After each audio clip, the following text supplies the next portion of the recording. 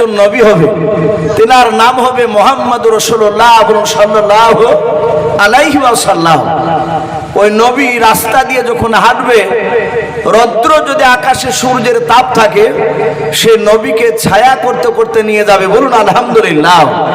এটা আমি আব্বার মুখে শুনেছি। একটু চল দিনই তাকে একটু পরীক্ষা করে দেখি। আল্লাহর নবী জনাবে মুহাম্মদ রাসূলুল্লাহ সাল্লাল্লাহু তাআলা আলাইহি ওয়াসাল্লাম নবীর ডান হাতখানা আব্দুল্লাহ ধরলেন। পাড়ার বন্ধুরা, নবীর বাম হাতখানা বাবজি ধরার পর আব্দুল্লাহ ডাক দিয়ে বলেছিল, ভাই মুহাম্মদ। সকলে বলুন সাল্লাল্লাহু তাআলা আলাইহি ওয়াসাল্লাম। বলে ভাই একটু সামনের দিকে হেঁটে চলো। আল্লাহর নবীজিকে বাপজি সামনের দিকে হেঁটে হেঁটে নিয়ে যায়। পাড়ার ছেলেরা নবীজির মাথার উপরে বাপজি মেঘের টুকরার দিকে লক্ষ্য করে দেখে, আল্লাহর নবী জামনে জামনে যায়, অমনে ওই দিকে দেখছে মেঘের টুকরা নবীজিকে ছায়া করতে করতে নিয়ে যাচ্ছে। বলুন সুবহানাল্লাহ। পাড়ার ছেলেরা দেখলো ওই বুহাইরা রহিমের ছেলে। সে বলল, ভাই আমি আব্বার মুখে শুনেছিলাম। পাড়ার ছেলেরা বললো, সব বাদ দে, এই মুহাম্মদ সাল্লাল্লাহু আলাইহি ওয়াসাল্লামকে প্রতিদিন নিয়ে আসতে হবে। নিয়ে আসলে ওর সাইডে দাঁড়িয়ে থাকলে আর রৌদ্র লাগবে না। ওকে আজ যেমন মেঘের টুকরাতে ছায়া করছে, আগামী কালও করবে। এইভাবে বাপজি রাসূলুল্লাহর বাপজি কিছু অলৌকিক ঘটনা, আশ্চর্যজনক বাপজি কিছু ঘটনা মানুষেরা বাপজি দেখে চলো। আপনারা সকলেই জানেন, সারা পৃথিবীর মধ্যে বাপজি কাবা শরীফ মক্কা নগরে আছে। ওখানে একটা পাথর বাপজি, দামি পাথর আছে। পাথরটার নাম হাজারা আসওয়াদ। নাম শুনি নাই আমরা? অনেকে আমরা ছবি তো দেখতে পাই ওই হাজারা আসওয়াদ পাথরটা। ওই পাথরটা জান্নাতি পাথর। ওই পাথরটা হাদি সাহেবরা হজ করতে গেলে চুমা খায়। হাদি ইশারা করে যদি খুব ভিড় হয়, আল্লাহ রসুল বলেন গুনাহগার মানুষের গুনাহকে ওই পাথরের চুম্বকের মতো টেনে নেয়। সে খালিস নিয়াতে যদি সে হজ করতে যায় ওই জায়গায়, তো ওই হাজারা আসওয়াদ ওই পাথরটা বাপজি রাসূলুল্লাহ জামানায় বিশ্ব নবী তখন বাচ্চা ছেলে, 8 বছর বয়স। নবীজির বাপজি আপন দাদা আব্দুল মুত্তালিব, উনি কাবা শরীফের মুতাল্লি ছিলেন, দেখাশোনা করার দায়িত্ব ছিল ওনার। ওই সময় ওই পাথরটাকে বাপজি সরিয়ে কাজ করছিলেন ওখানে। কাজ করার পর এবার পাথরটা তার নির্ধারিত জায়গায় রাখবে কে?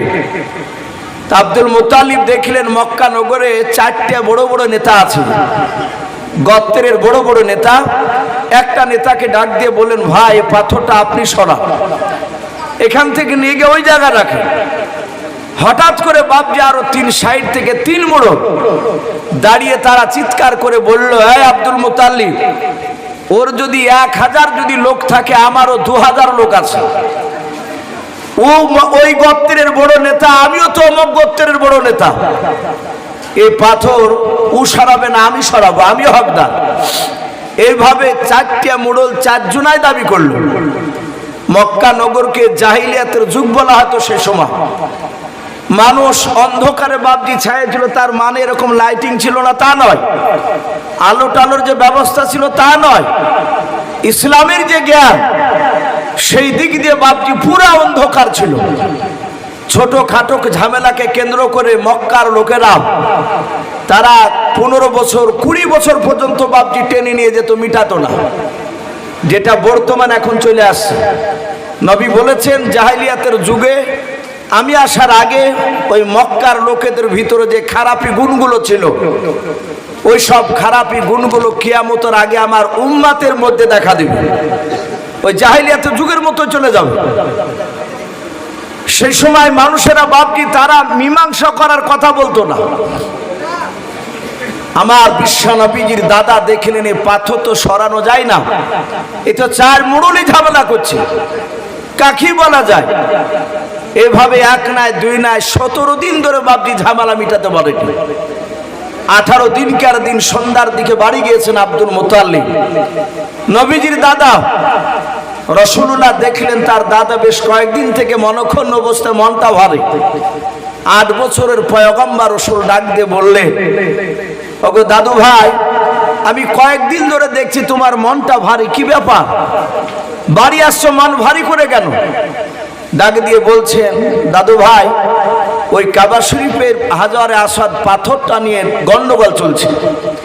4 মুড়লে দাবি করছে যে আমি সরাবো, ও বলছে আমি সরাবো, ও বলছে আমি সরাবো। এই নিয়ে আমি ঝামেলায় পড়ে আছি, আমি মীমাংসা আনতে পারি। আমার বিশ্ব নবী বলেন, দাদু কালকে আমাকে নিয়ে যাই। সকালবেলায় বিশ্ব নবীর হাতখানা ধরে নিয়ে চলে গেলেন ওই মক্কা নগরে কাবা শরীফের সামনে। আপনারা যেমন বসে আছেন এভাবে 3 দিকে 3 রকমের মানুষ আপনার আলাদা আলাদা বসে আছে। তো রসুলের বাপজি আব্দুল মুতালিবের জামানায় 4 মুড়ল তার দলবল অস্ত্র শস্ত্র নিয়ে গিয়ে বাপজি বসে আছে, মানে ঝামেলা করবে ওরা, সব বাহুর বল শক্তি দেখাবে। বিশ্ব নবীকে বললেন, আপনারা 4 জনাই পাথর সরাবেন? বলে হ্যাঁ। ডাক দিয়ে বললেন, আজকে আপনারা বাড়ি চলে যান। আমার দাদু বিচার করেছে, কয়েকদিন ধরে মীমাংসা আনতে পারেনি। আমি মোহাম্মদ, বলুন সাল্লাল্লাহু আলাইহি ওয়াসাল্লাম। মক্কার লোকেরা ছোট থেকে নবীর চরিত্র দেখেছিলেন যে উনি কোনো মানুষকে আঘাত দিয়ে কথা বলে না, কড়া কথা বলে না, এবং কারোর সঙ্গে ঝামেলাও করে না। আমার বিশ্ব নবীর ব্যবহার চারিদিকে আস্তে আস্তে বাপজি প্রচার হচ্ছিল। তো ডাক দিয়ে নবী বলেন, আগামী কালকে আপনারা সকালবেলা এসে এই হাজরা আসওয়াদে যে হা দিবে প্রথমে ওই ব্যক্তি পাথরটাকে সরাবে। বলে তাই? বলে হ্যাঁ, কিন্তু শর্ত হচ্ছে সবাইকে বাড়ি দিয়ে বিছানায় শোয়া লাগবে। আপনারা সকলেই জানেন বিশ্বনবী মেরাজে গিয়েছিলেন। মেরাজে কেউ মক্কার লোকেরা কেউ জানে না, অথচ জিবরিল আলাইহিস সালাম তিনি বুরাক নিয়ে এসে নবীকে চেপে নিয়ে মসজিদে হারাম থেকে বাইতুল মুকাদ্দাসে বুরাকে নিয়ে গেলেন। বাইতুল মুকাদ্দাসে বাপজি বুরাক থেকে বেঁধে রেখে ওখান থেকে 70 পাক আসমান পাড়ি দিয়ে যাচ্ছে। প্রতিটা দরজাতে যাচ্ছেন, আর প্রতিটা আসমানের দরজা একটা করে আছে। জিবরিল আলাইহিস সালাম ডাক দিয়ে বললে, দরজা খুলো। ভিতর থেকে ফেরেশতা বললেন, এই দরজায় তালা মারা আছে, খোলা হবে না। বলে কেন?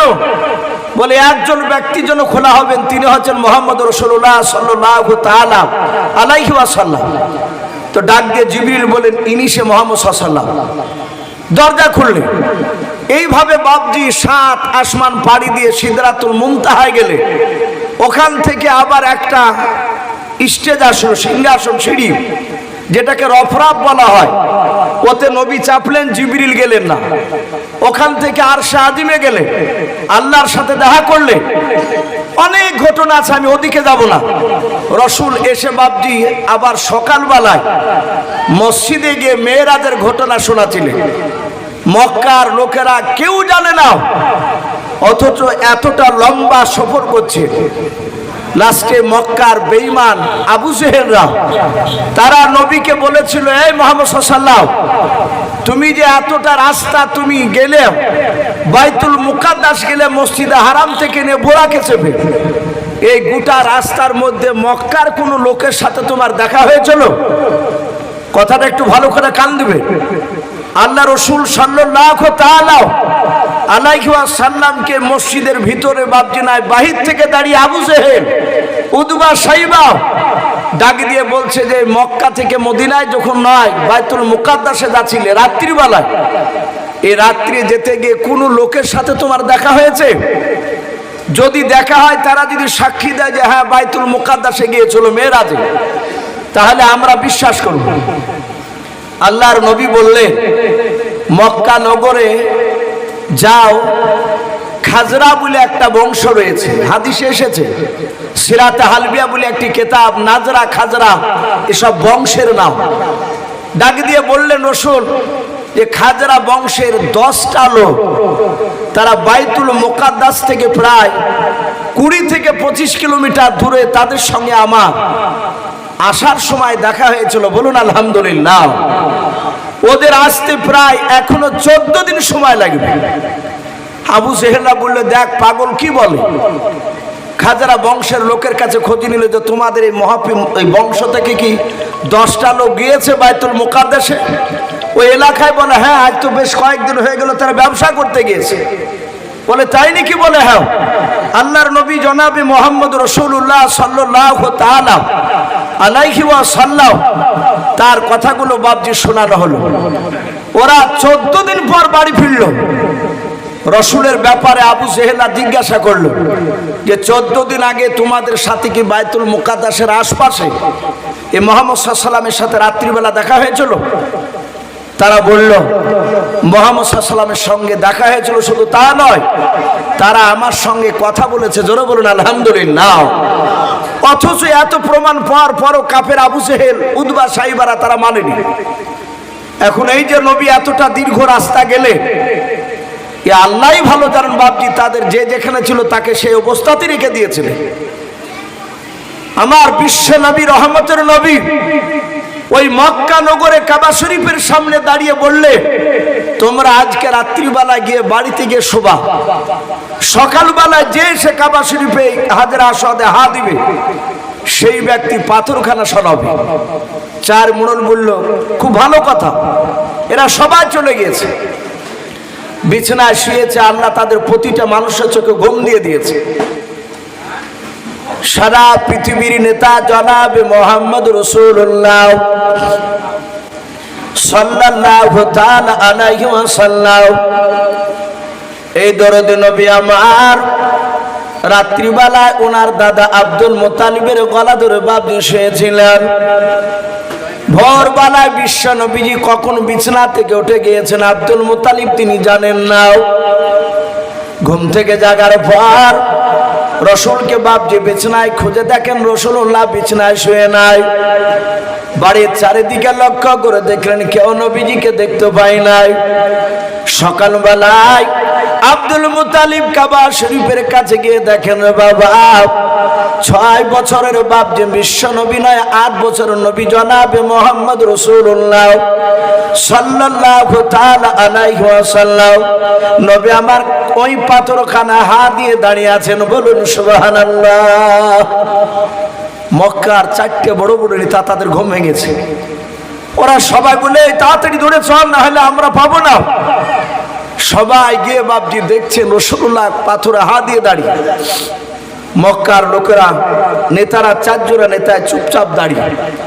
নবী বললেন ভাই বলুন কে এই পাথরটা সরাবে? ওরা বলল কথা অনুযায়ী তুমি তো পাচ্ছ, তুমি হকদার, যে আগে আসবে সেইভাবে বলেছিলেন। আমার বিশ্ব নবী বললেন তাহলে আপনারা ওখানে বসুন। 4 জনা বসে পড়লেন। নবীজির দাদা আব্দুল মুত্তালিব তিনি আশ্চর্য হয়ে গেলে 8 বছরের ছেলে নাতি আমার, আমিও জানতে পারি নাই কখন উঠে এসেছে এখানে। আমার রাসূলুল্লাহ বললেন দাদা ওই চাদরটা নিয়ে এসে, চাদর একটা নিয়ে এসে চাদর ওপরে তারা বিশ্বনবী আর বিশ্বনবীর দাদা দুজনাই পাথরটাকে তুলে নিয়ে গিয়ে ওখানে বসালো চাদরের ওপরে। বসানোর পরে রহমতের নবী 4 নেতাকে ডেকে বললেন চাচা এবার আপনারা আসুন। আপনারা এসে 4 জনায় 4 দিকে আর চাদর ধরে 4 দিকের চাদরের কোনা ধরে আপনারা ওই জায়গায় যেখানে ছিল সেখানে রাখেন। এরা 4 জনায় বাপজি নিয়ে এসে বাপজি রেখে দেওয়ার পরে রাসূলুল্লাহকে কাঁধে তুলে নিল। যেই ঝামেলাটা 18 দিন ধরে বাপজি মীমাংসা করতে পারে নাই, সবাই মারবো ধরবে এরকম বাপজি হইচে হচ্ছিল, আমার বিশ্ব নবী এসে একদিনই বাপজি মীমাংসা করে দিল। 4 জনে আনন্দ পেলে লোকেরা সবাই বলা বলি করতে লাগলো এই ছেলেটা নিশ্চয় কোনো দামি বাচ্চা হবে। তখনও নবী তা মানুষ জানে না। এবার লোকেরা বলা বলি করতে লাগলো ভাই আব্দুল মুত্তালিবের ছেলে জন্ম নিয়েছে কবে গো? তখন তোর বাপজি এখনকার মতন খাতা কলমে লিখে রাখতো না। সে সময় মানুষ তো বেশিরভাগ মূর্খ ছিল।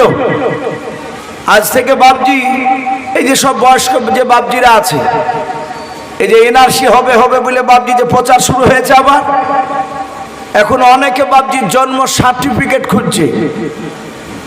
কেউ বলছে যে তার মাকে যে মা আমার জন্ম হয়েছে কবে তুমি বলতে পারবা? বলে না বাবা আমার ওসব মনে না। 100টা লোকের মধ্যে 95 জনাই বলছে জানিনি। তার জন্মদাতা বাপ জনম দুঃখিনী মা বলতে পারছেন, আমার মা তাও বলতে পারছেন।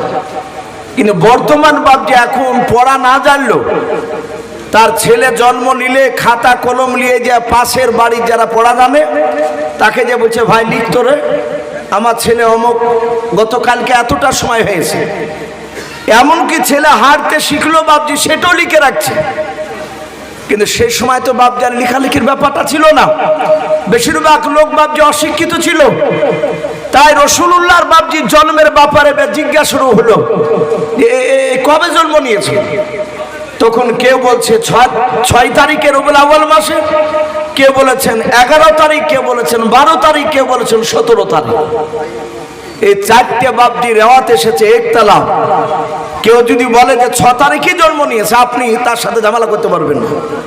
কেউ যদি বলে 12 তারিখে, আপনি এটাও ঝামেলা করতে পারবেন না। বাপজি আমার সোনা লালেরা, তা আমরা এই রসুলের জন্মদিন, যে রসুলকে আমরা পেয়েছি, আমাদের জন্মদিনটা উপলক্ষ করছি, এটা বড় কথা নয়। আমাদের কথা যে রসুলুল্লাহ আসার পরে আমরা দামি উম্মাত হতে পেরেছি, বলুন আলহামদুলিল্লাহ। নবীর উম্মাত যদি বাপজি আমরা রসুলকে যদি না পেতাম, সব নবীর উম্মাতের চেয়ে আমরা দামি হতে পারতাম বাপজি? একটু কথা বলে। অথচ সারা পৃথিবীতে আদম আলাইহিস সালাম থেকে নিয়ে আপনার আমার রসুল সাল্লাল্লাহু আলাইহি ওয়াসাল্লাম 1,24,000, আবার মতান্তরে বলেছেন 2,24,000 নবী রসুল। সবাই বাপজি কিয়ামতের ময়দানে প্রতিটা নবী রসুল, সব নবী রসুলরা জান্নাতি না জাহান্নামী? একটু কথা বলে। সবাই জান্নাতি, কোন নবী রসুলের গুনাহ নাই, তারা বেগুনাহ, তারা নিষ্পাপ। তো প্রতিটা নবীর উম্মাত সবাই জান্নাতি হবে না বাপ। কিছু উম্মাত জান্নাতি হবে, কিছু উম্মাত জাহান্নামী হবে। যারা জান্নাতি উম্মাত হবে নবী, প্রতিটা জান্নাতি উম্মাত তারা জান্নাতের সার্টিফিকেট হাতে নেবে। আদম আলাইহিস সালামের কিছু উম্মাত জান্নাতি হবে, কিছু জাহান্নামী হবে। জান্নাতীরা তারা আদম নবীর পেছনে তারা সার্টিফিকেট নিয়ে দাঁড়িয়ে থাকবে জান্নাতে। ওইভাবে নূহ নবী, মুসা নবী, ঈসা রুহুল্লাহ আলাইহিমুস সালাম, প্রতিটা নবী বাপজি তার উম্মাতরা কিছু যারা জান্নাতি হবে, তারা সার্টিফিকেট নিয়ে পেছনে আপন আপন নবীর পেছনে তারা দাঁড়িয়ে থাকবে। ইজতেমা হয়, কিছু কয়েক বছর আগে ডমকুলে ইজতেমা হলো।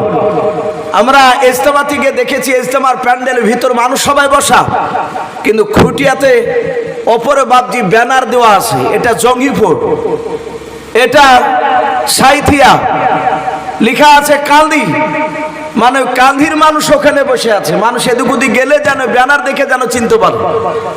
তো প্রতিটা নবীর উম্মাত তারা যারা জান্নাতি, তারা সব নবীর নাম আর সার্টিফিকেট নিয়ে দাঁড়িয়ে থাকবে। প্রতিটা নবীর উম্মাত বলবেন, ওগো নবী চলুন জান্নাতে। সবাই তারা বাপজি পেছন দিকে ঘুরে তাকাবেন। উম্মাতেরা বলবেন, নবী গো আপনারা এই দিকে কেন তাকানো বলেন? প্রতিটা নবী ডাক দিয়ে বলবেন, শোনো, আমরা এবং তোমাদেরকে নিয়ে জান্নাতে যেতে পারবো না ততক্ষণ পর্যন্ত। বলে কতক্ষণ পর্যন্ত? বলে ওই দেখো আখিরি জামানার পয়গম্বর জনাবে মুহাম্মদ রাসূলুল্লাহ সাল্লাল্লাহু তাআলা আলাইহি ওয়াসাল্লাম তার উম্মতদেরকে যতক্ষণ পর্যন্ত জান্নাতে না নিয়ে যাবে, তার আগে কোন নবীর উম্মত তারা জান্নাত যেতে পারবে না। বলুন সুবহানাল্লাহ। শুধু আপনার আমার নবীকে পাওয়ার কারণে এই রসুল বাপজি অত্যন্ত দামি। এই দামি এমনি হয় নাই, রসুলের বাপজি চরিত্র। এই যে আজকে আলোচনা নবীজির বাপজি চরিত্র নিয়ে আলোচনা, এটা হচ্ছে মেন কথা। রসুল কিভাবে চলেছে, নবী কি শিক্ষা দিয়েছেন উম্মাতিদেরকে। আমার বিশ্ব রসুল বাপজি এমনি এমনি দাবি হয় নাই। প্রতিটা নবী বেশিরভাগ তার কওমের উপর রাগ করে থাকতে না পেরে অনেক নবী রসুল তার কওমের জন্য বদদোয়া করেছে। তাদের অত্যাচার সহ্য না করতে পেরে বলেছেন, আল্লাহ তুমি ধ্বংস করে দাও। কিন্তু আপনার আমার নবী, রহমতের নবী সাল্লাল্লাহু আলাইহি ওয়াসাল্লাম, তিনি বদদোয়া করেন না। আমার রসুলকে মেরেছে কাফেরেরা। আমার বিশ্ব নবী হাতখানা ধরে বলছেন, চাচা আপনার হাতে মনে হয় ব্যথা হয়েছে। ইহুদি অবাক যে আমি ওকে মারলাম, ও আমাকে গালিগালাজ কিছু না দিয়ে রসুলের চোখ দিয়ে পানি ঝরছে, হাতখানা ধরে ইহুদির হাতে চুমা দিয়ে বলছে, চাচা বুঝি আপনার হাতে ব্যথা হলো আমাকে মারতে গিয়ে?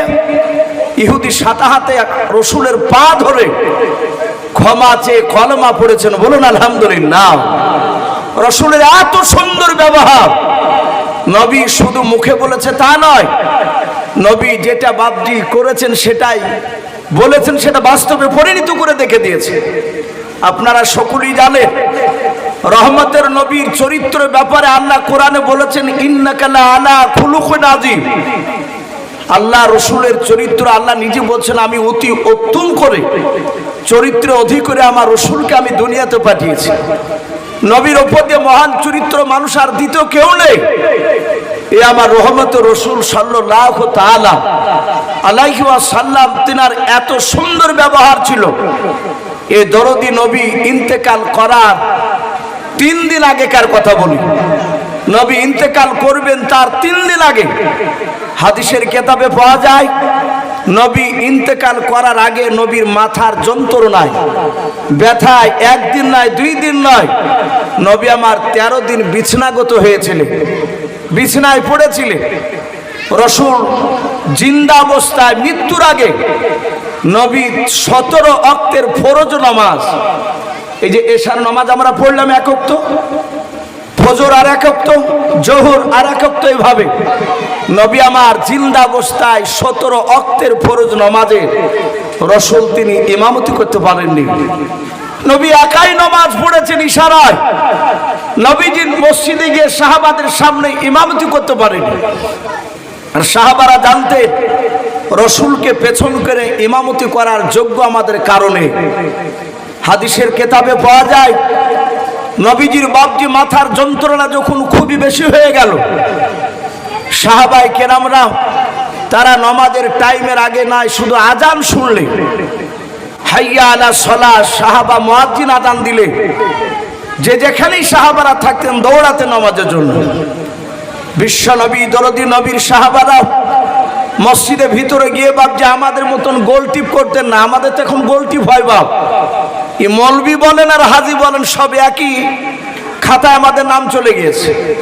ওই ইমাম সাহেবকে দেখা যাচ্ছে বাপজি ওই মসজিদের বারান্দায় কিংবা মসজিদের ভিতরে বাপজি দেখা যায় একটা ফ্যান চালিয়ে দিয়ে 8-9টা লোক নিয়ে গল্প চলছে।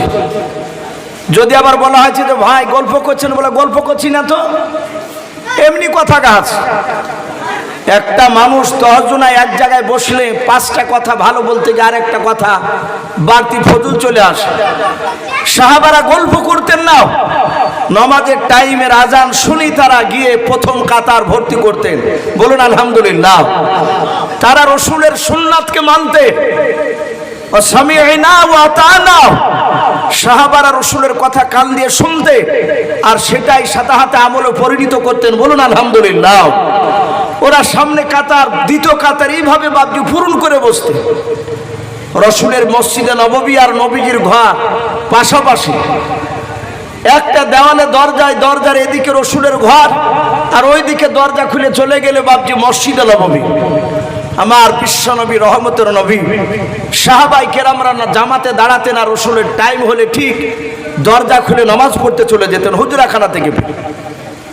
সাহাবায়ে কেরাম সকলেই বসা, আসরের নামাজের সময় টাইম পার হতে চলেছে। একটা টাইম ছিল যে এই টাইমে নামাজ পড়বে তারা, টাইম বেশ পার হতে চলল, নবী কেন আসে না? সব সাহাবারা নবীজির দরজার কাছে গিয়ে সালাম দিলেন, আসসালামু আলাইকা ইয়া রাসূলুল্লাহ। নবীজি দরজায় গিয়ে চিৎকার করে ইয়া নবী রাসূলুল্লাহ, ওগো আল্লাহ রসুল, ওগো নবী, এই বলে ডাকলে বেয়াদবি হতো। তা নবী দরজার গুড়িতে গিয়ে তারা সালাম দিয়েছেন, আসসালামু আলাইকা ইয়া রাসূলুল্লাহ। নবীজি সালামের উত্তরটা দিলেন। রহমতের নবী দরদ নবী জনাবে মুহাম্মদ রাসূলুল্লাহ সাল্লাল্লাহু তাআলা আলাইহি ওয়াসাল্লাম, বিশ্ব নবী বললেন, আয়েশা দরজাটা একটু খুলে দাও। আয়েশা রাদিয়াল্লাহু তাআলা আনহা দরজা খানা বাপজি খুলে দিলেন। নবী বলেন, আয়েশা একটু তুমি আড়ালে চলে যাও। আড়ালে চলে গেলেন।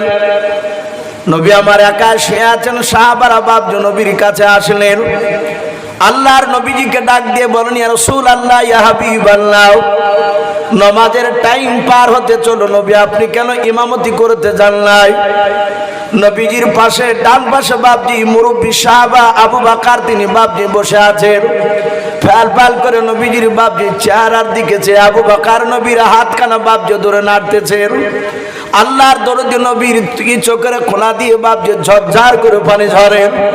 আমার আবু বকর নবীজির কান্না দিকে বাপজি আবু বকর আর থাকতে পারেন না, আবু বকর তিনি কান্না শুরু করে দিলেন। নবী বলেন, আবু বকর তুমি কান্না করেছে কেন, বলো রে আবু বকর। আবু বকর ডাক দিয়ে বলেন, নবীজি মনে হয় আপনি কোন ব্যথায় ব্যথিত হয়ে আছেন। নবী গো, আপনার চোখের পানি আমি আবু বকর সহ্য করতে পারি না। আল্লাহর নবী নিজ হাতে আবু বকরের বাপজি চোখের পানিটা বাপজি মুছাছেন আর বলেন, ওরে আবু বকর আমি আসরের নামাজ আজকে আমি ইমামতি করতে পারবো না। আবু বকর যাও, সাহাবারা তোমরা আসরের নামাজটা তোমরা পড়ে নাও। হযরতে উমর ফারুক রাদিয়াল্লাহু তাআলা আনহু বাবা নবীজির বাম পাশে ছিলেন। আস্তে করে বাপজি আওয়াজ দিয়ে বলেন, নবী গো আপনি যাবেন না? বলে না। নবীজির সাহাবা উমর ডাক দিয়ে বলেন, নবী তাহলে আপনি একটু বলে দেন আসরের নামাজের ইমামতি কে করবেন একটু বলো। আল্লাহর দরদি নবী আমার আস্তে করে বলেন, ওগো সাহাবা উমর শুনে নাও, আজকে মসজিদের আসরের ফরজ নামাজের ইমামতি করবেন আবু বকর। হযরতে আবু বকর বাপজি আরো কান্নার বাপজি আপনার আওয়াজ বানিয়ে দিলেন। হযরতে আলী মুরতুজা রাদিয়াল্লাহু তাআলা আনহু নবীজির হাত দুখানা ধরে ডাক দিয়ে বলছেন, নবী গো আপনি আবু বকরের নামটা করেন না, আবু বকরের দিলটা নরম, এত নরম সাহাবা। আবু বকর হয়তো ইমামতি করতে গিয়ে আবু বকর হয়তো বেহুশ হয়ে পড়ে যাবেন। নবী গো আপনার কান্না দেখে দেখুন সব সাহাবার আগে আবু বকর কান্না করতেছে। ওগো আল্লাহর নবী যে আপনি ওমরকে অনুমতি দেন, ওমর ইমামতি করবে, ওমরের দিলটা শক্ত। আল্লাহর নবী বলেন, ওরে আলী তুমি আমার কলিজার টুকরা বিটি মা ফাতেমা জোহরা রাদিয়াল্লাহু তাআলা আনহার সাথে আমি তোমার বিয়ে দিয়েছি। ওরে আলী তুমি আমার জামাই। আলী শোনেন, আমি পয়গম্বর, আমি জবান দিয়ে বের করেছি আমার আবু বকর আসরের নামাজের ইমামতি করবে। আবু বকর কাঁদেন আর বলেন, ওগো ওমর আমি আর জিন্দা অবস্থায় রাসূলুল্লাহকে আর মনে হয় ইমাম হিসাবে পাবো না। এটা আবু বকর অনুভব করে নিয়েছে। নবী বলেন, আবু বকর যাও ইমামতি করো। আবু বকর তিনি নামাজে গিয়ে দাঁড়ালেন। বিশ্ব নবী বলেন, আয়েশা রে দরজাটা খুলে দাও, কে নামাজ পড়ায় একটু আমি দেখি। আয়েশা দরজা খুলে বলছেন, ওগো রাসূল আমার আব্বাজান ইমামতি করছে, আপনার বন্ধু আবু বকর আমার আব্বাজান দাঁড়িয়েছেন ইমামতিতে। আমার বিশ্ব নবী বললেন, ভালো করেছে। এইভাবে নবীজির জীবদ্দশায় নবী জিন্দা অবস্থায় ইন্তেকাল করার আগে রাসূলের বন্ধু আবু বকর তিনি 17 ওয়াক্তের ফরজ নামাজের ইমামতি করেছিলেন।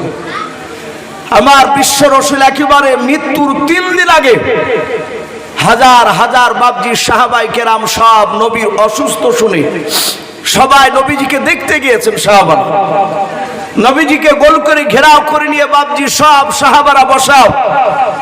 আল্লাহ রাসূল উঠে একাই বসতে পারেন না। দরদে নবী, রহমতের নবী আমার বিশ্ব নবীজি সেই জায়গায় সাহাবায়ে কেরামরা সকলকে বাপজি দেখলেন। নবী আমার নবীজি হাত দুখানা এইভাবে উঁচু করলেন, ডাক দিয়ে বলেন, ওগো আমার সাহাবা আলী আর ওসমান গনি রাদিয়াল্লাহু তাআলা আনহু শোনাও। তারা দুজন সাহাবা নবীজির কাছে এসে বলেন, হুজুর বলেন কেন আমাদেরকে ডাক দিলেন? আল্লাহর নবী বলেন, আলী ওসমান তোমরা দুজনে হাত ধরে আমাকে একটু উঁচু করে তোমরা বসাও।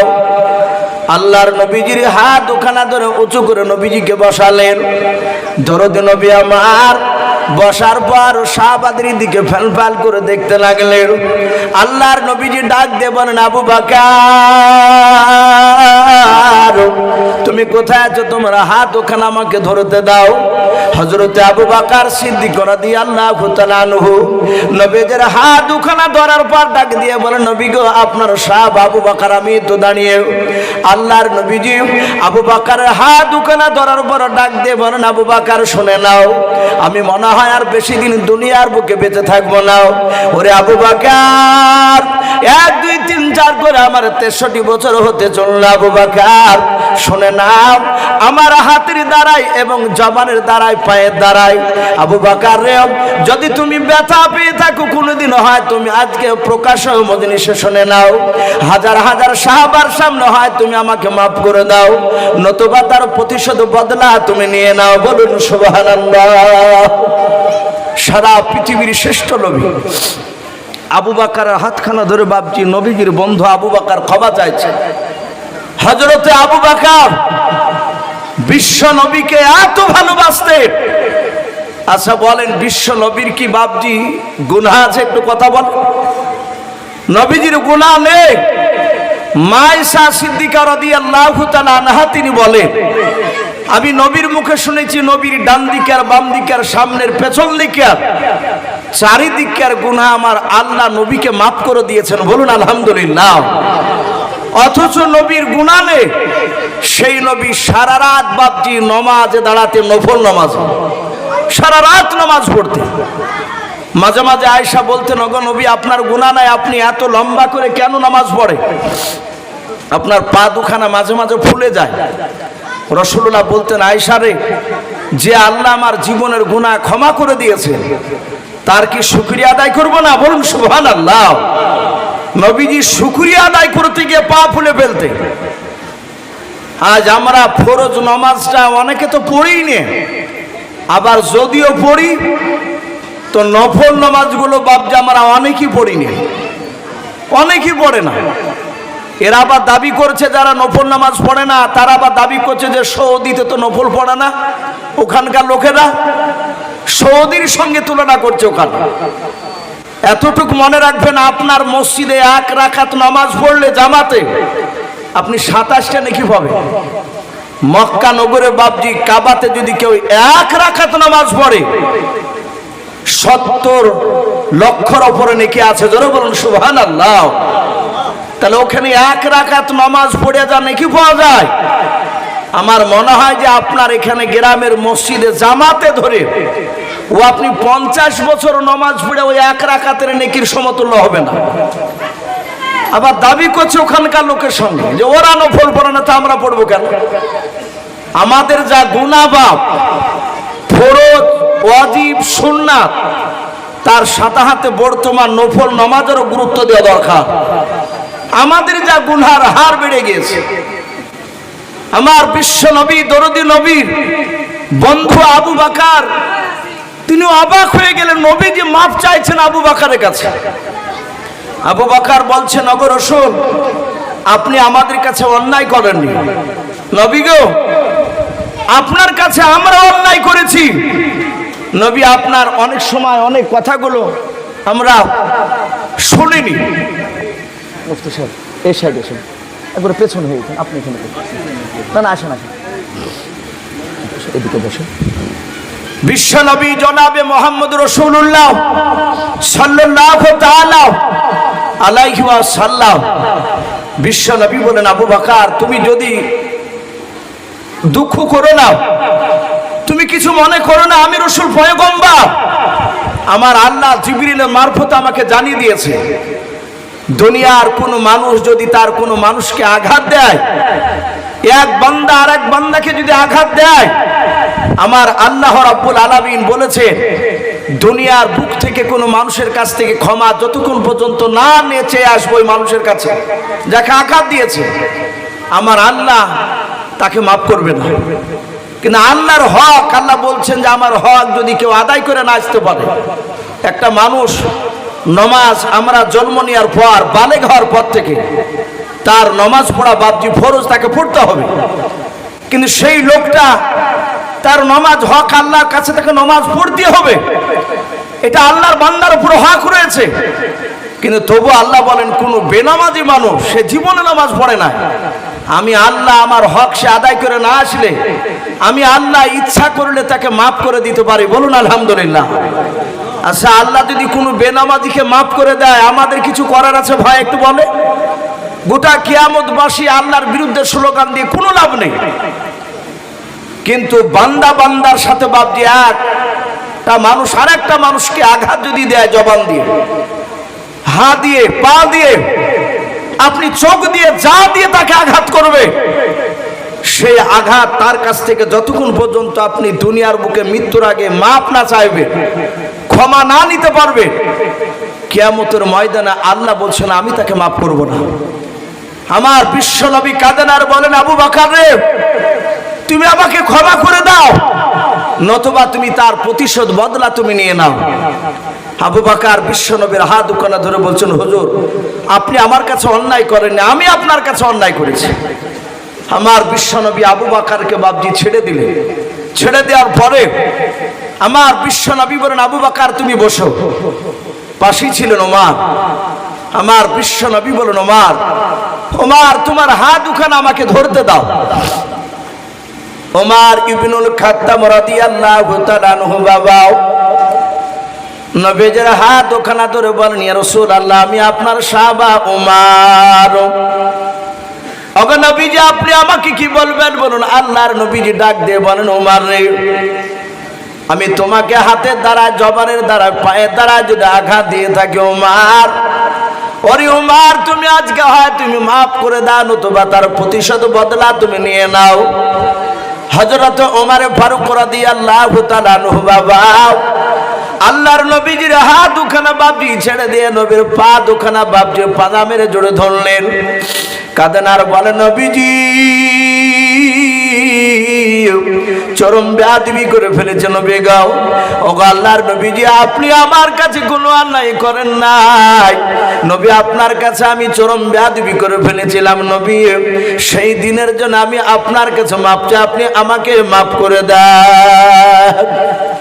হযরত উরাইকা রাদিয়াল্লাহু তাআলা আনহু বলে একজন সাহাবা পাশেই দাঁড়িয়েছিলেন, উনিও কাঁদছেন। ওমরকে ডাক দিয়ে বলছেন, ওমর, তুমি নবীকে এমন কি আঘাতজনক কথা বলেছিলে, এমন কি বেয়াদবি করেছিলে নবীর কাছে? হাদিসের কিতাবে পাওয়া যায়, আমার বিশ্ব নবীর সামনে ওমর বসে থাকতে, আরো সাহাবারা বসে থাকতে। আমার রাসূল বলেন, আমি অনেক দিন লক্ষ্য করে দেখলাম ওমর রাসূলের চেহারার দিকে এমন ভাবে তাকাতে, যতক্ষণ নবীর সামনে থাকতেন উনি, ততক্ষণ দ্বিতীয় অন্যদিকে বাপজি ওমর নজর ফিরাতেন না। একইভাবে নবীর চেহারার দিকে চেয়ে থাকতেন, আর দুই চোখের কোনা দিয়ে ওমরের ঝরঝর করে পানি ঝরত। আমার বিশ্ব নবী বলতেন, ওমর রে, এই ওমর, তুমি আমার দিকে অমন করেছে, কাঁদো কেন? ওমর বলতেন, ইয়া রাসূলুল্লাহ, এই চোখ দিয়ে আমি সর্বপ্রথম আপনাকে আমি চিনতে পেরেছিলাম না। ওগো নবী, আপনি এত দামি নবী, তা আমি জানতাম না। আপনার উপর ঈমান আনার পর আমি জানতে পেরেছি আপনি কত বড়, আপনি পাওয়ারফুল নবী, কত বড় দামি নবী। তাই নবী, আপনাকে দেখে আমি অন্যদিকে নজর আমি ফেরাতে পারি না। উরাইকা ডাক দিয়ে বলেছিল, ওমর, তুমি এমন কি আঘাত দিয়েছিলে বলো। নবীর পা দুখানা ধরে ওমর কাঁদেন আর বলেন, হুজুর, সেই দিন আমি আপনাকে মারতে গিয়েছিলাম।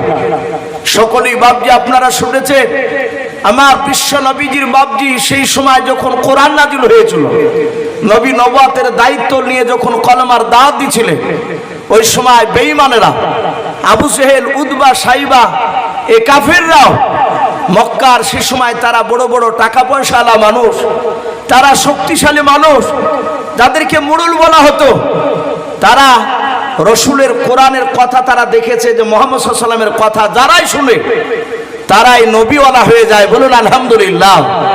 তখন তারা বলতো, লা তাসমাউ লিহাযাল কুরআন, তোমরা খবরদার কোরআনের কথা, মুহাম্মদ সাল্লাল্লাহু আলাইহি ওয়াসাল্লামের বাণী, ওর মুখ দিয়ে যে কোরআনটা বের হয়, আল্লাহর উপর থেকে যে নাজিল হয়, আল্লাহর কাছ থেকে কোরআনের কথা তার কাছ থেকে শোনো না। কাফেররা শুধু শুনতো না তো বটেই, আবু জেহেলরা বলতো যে কানে তুলি দিয়ে ঘুরবা।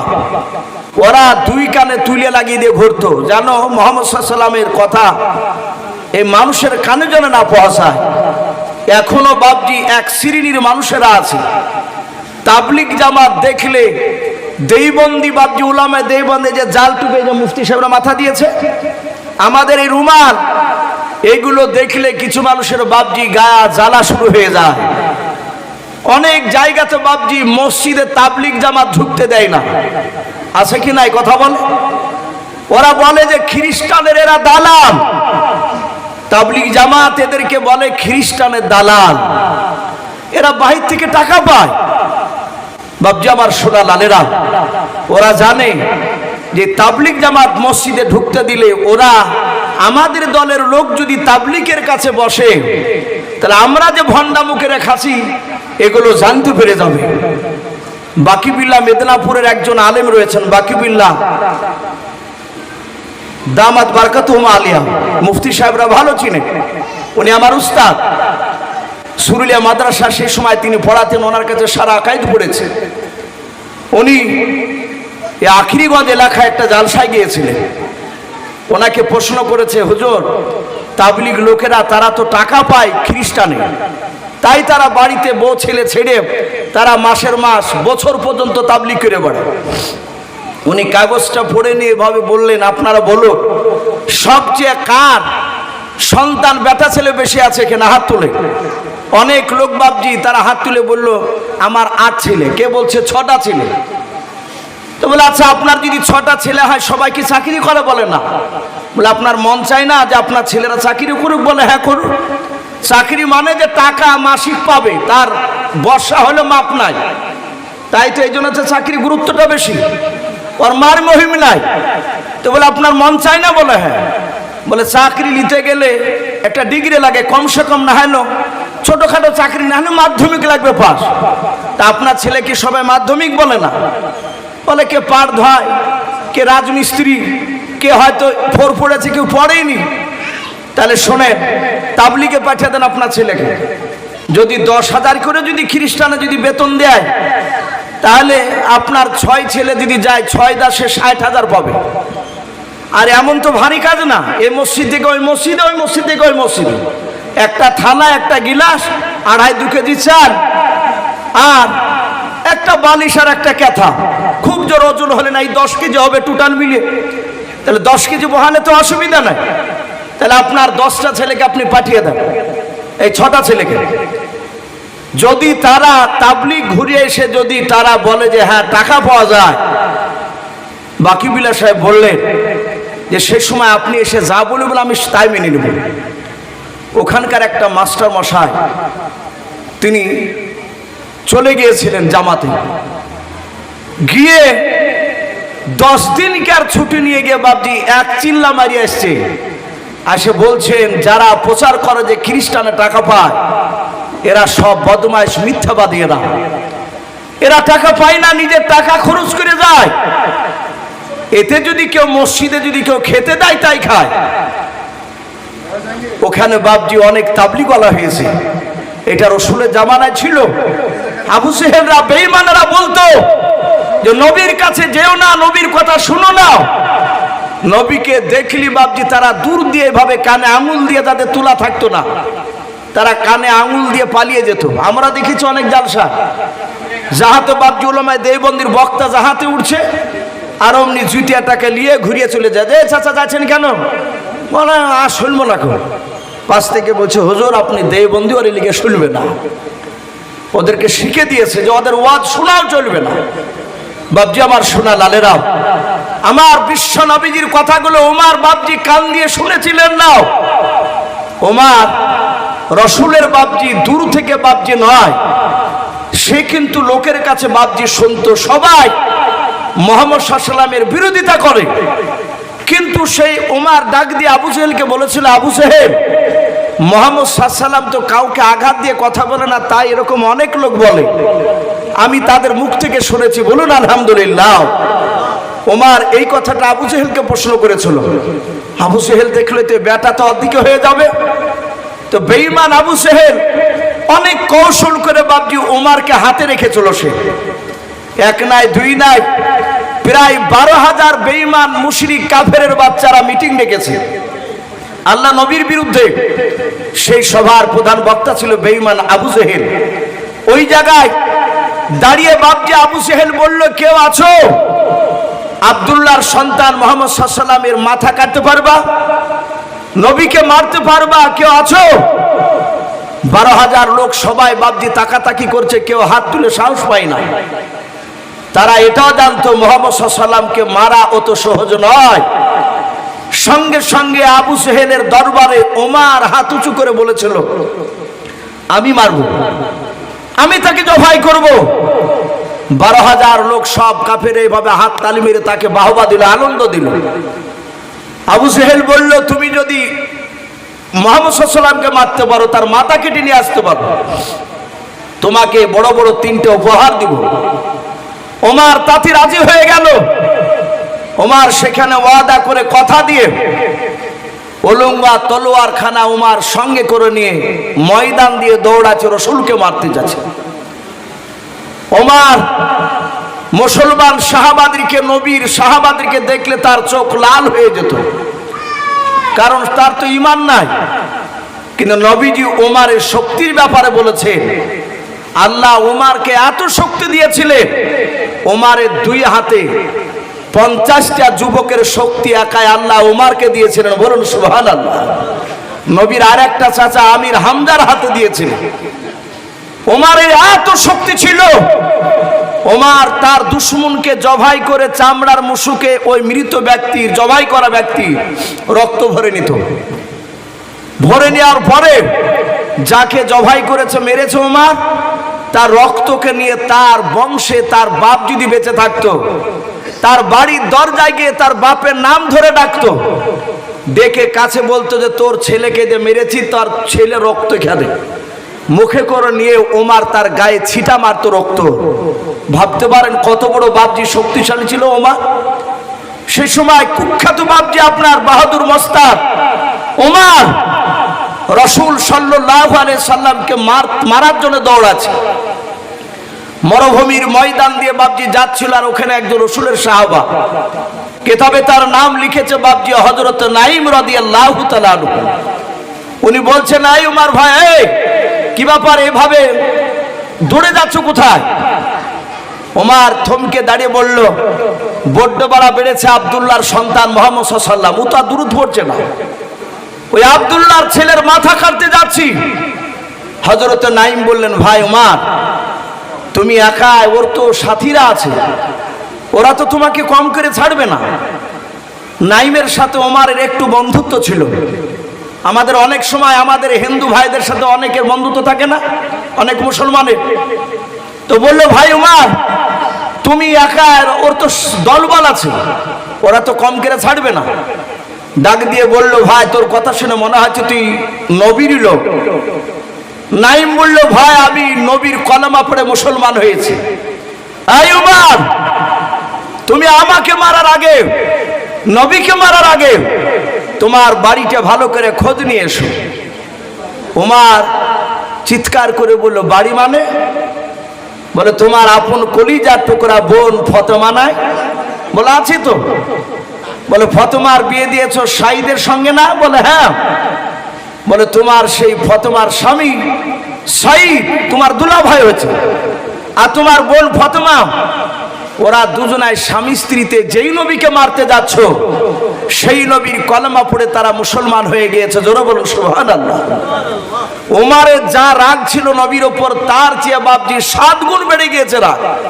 বলে, মিথ্যা বলছিস না তো? নাঈম বলছে, নবীর ওপর কলেমা পড়ে যেদিন থেকে কলেমা পড়েছি সেদিন থেকে মিথ্যা কথা বলি নাই। বলুন সুবহানাল্লাহ। আর রাসূলের যারা উম্মত হবে, বন্ধ হবে, তারা মিথ্যা কথা বলেন না। বাপজি আমার সোনা লালেরা, আল্লাহর নবী জনাবে মুহাম্মদ রাসূলুল্লাহ সাল্লাল্লাহু তাআলা আলাইহি ওয়াসাল্লাম, বিশ্ব নবীর বাপজি যখনই কথাটা বাপজি বলেছে যে তার ভাই কলেমা পড়ে নিয়েছে, ডাক দিয়ে বলল, আমি এক্ষুনি বোনের বাড়িতে যাচ্ছি। বলে, যাও। ওমর দ্রুত বেগে বাপজি নিজের বোন ফাতেমার বাড়ির দিকে দৌড়ে চলে গেল। দরজাখানা বাপজি বন্ধ করা ছিল রে বাবা। হাদিসে এটাও পাওয়া যায়, ওমর কলমা পড়ার আগে বিশ্ব নবী আমার প্রকাশে কলমার দাঁত দিত বাপজি, ভয় পারতেন না। নবীজি চুপি চুপি বাপজি কলমার দাঁত দিয়ে বেড়াতেন। এতে অনেকে বাপজি কলমা পড়তো, আবার যারা কলমা পড়তে গিয়ে বাপজি আবু জেহেলের লোকেরা জানতে পারতো, তারা জোর করে নবীর সাহাবাকে নিয়ে গিয়ে তারা অত্যাচার করতো, মারতো।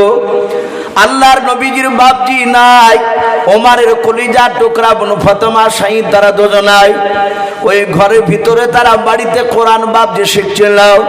হযরতে খাব্বাব রাদিয়াল্লাহু তাআলা আনহু বলে একজন নবীজির সাহাবা, উনি বাপজি নবীর তরফ থেকে বাপজি শাহিদ আর শাহিদের স্ত্রী ফাতেমাকে, ওদের স্বামী স্ত্রী দুজনাকে বাপজি কলমার বাপজি আপনার কথা পড়ানোর পর কোরআন বাপজি সেখানে শেখানোর জন্য গোপনে কোরআন বাপজি তেলাওয়াত করে শোনাচ্ছিলেন। হযরত ওমর দরজার গুড়িতে বাপজি কানটা একটু লাগিয়ে দেওয়ার পর মনে হলো কি যেন ভিতর থেকে বাপজি আওয়াজ বেরিয়ে আসে।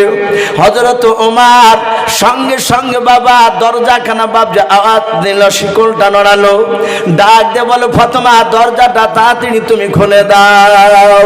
হযরত ফাতেমা দরজার গুড়ি থেকে বাপজি ওমরের আওয়াজ শুনে বুঝতে পেরেছেন আমার ভাই ওমর মনে হয় জানতে পেরেছে আমরা কলমা পড়েছি, তা আমাদেরকে মনে হয় মারার জন্য দৌড়ে এসেছে। হযরত শাহিদ খাব্বাব বাপজি দুজনায় পাশাপাশি বাপজি দাঁড়িয়েছিলেন। ফাতেমা ডাক দিয়ে বলেছিল, আমার খাব্বাব ভাই এখন কোরআনটা নিয়ে তুমি আড়ালে চলে যাও, কারণ আমার ভাই ওমর কোরআনকে চিনে না, হয়তো এসে ঘরে এসে তোমার কোরআনটাকে নিয়ে হয়তো টান মেরে ছুঁড়ে ফেলে দিতে পারে। আল্লাহর নবীজির সাহাবা ওমর সেই সময় বাপজি আপনার কলমা পড়ে নাই, নবীজিকে বাপজি চিনে নাই।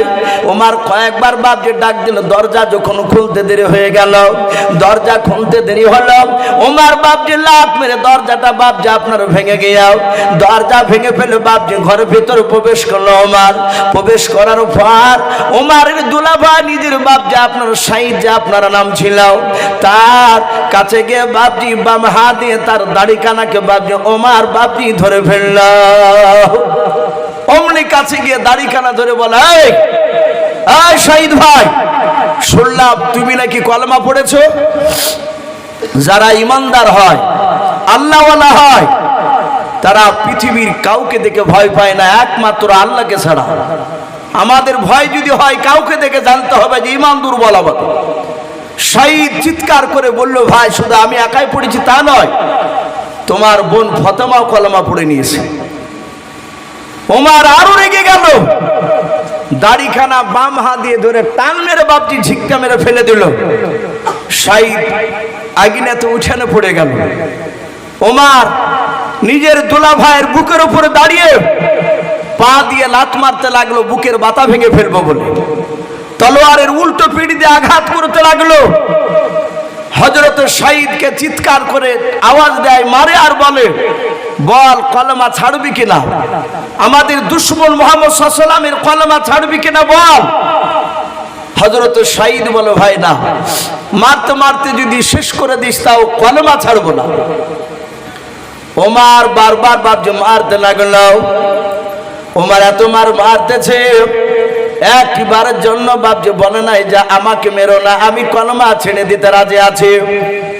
ওমর মারতে মারতে বাপজি দেখলো নিজের দুলা ভাইয়ের অনেকটা রক্ত বাপজি মাটিতে পর্যন্ত পড়েছে। হযরত ফাতেমা সঙ্গে সঙ্গে বাপজি দেখলো আমার স্বামীকে তো আর বাঁচানো যাবে না।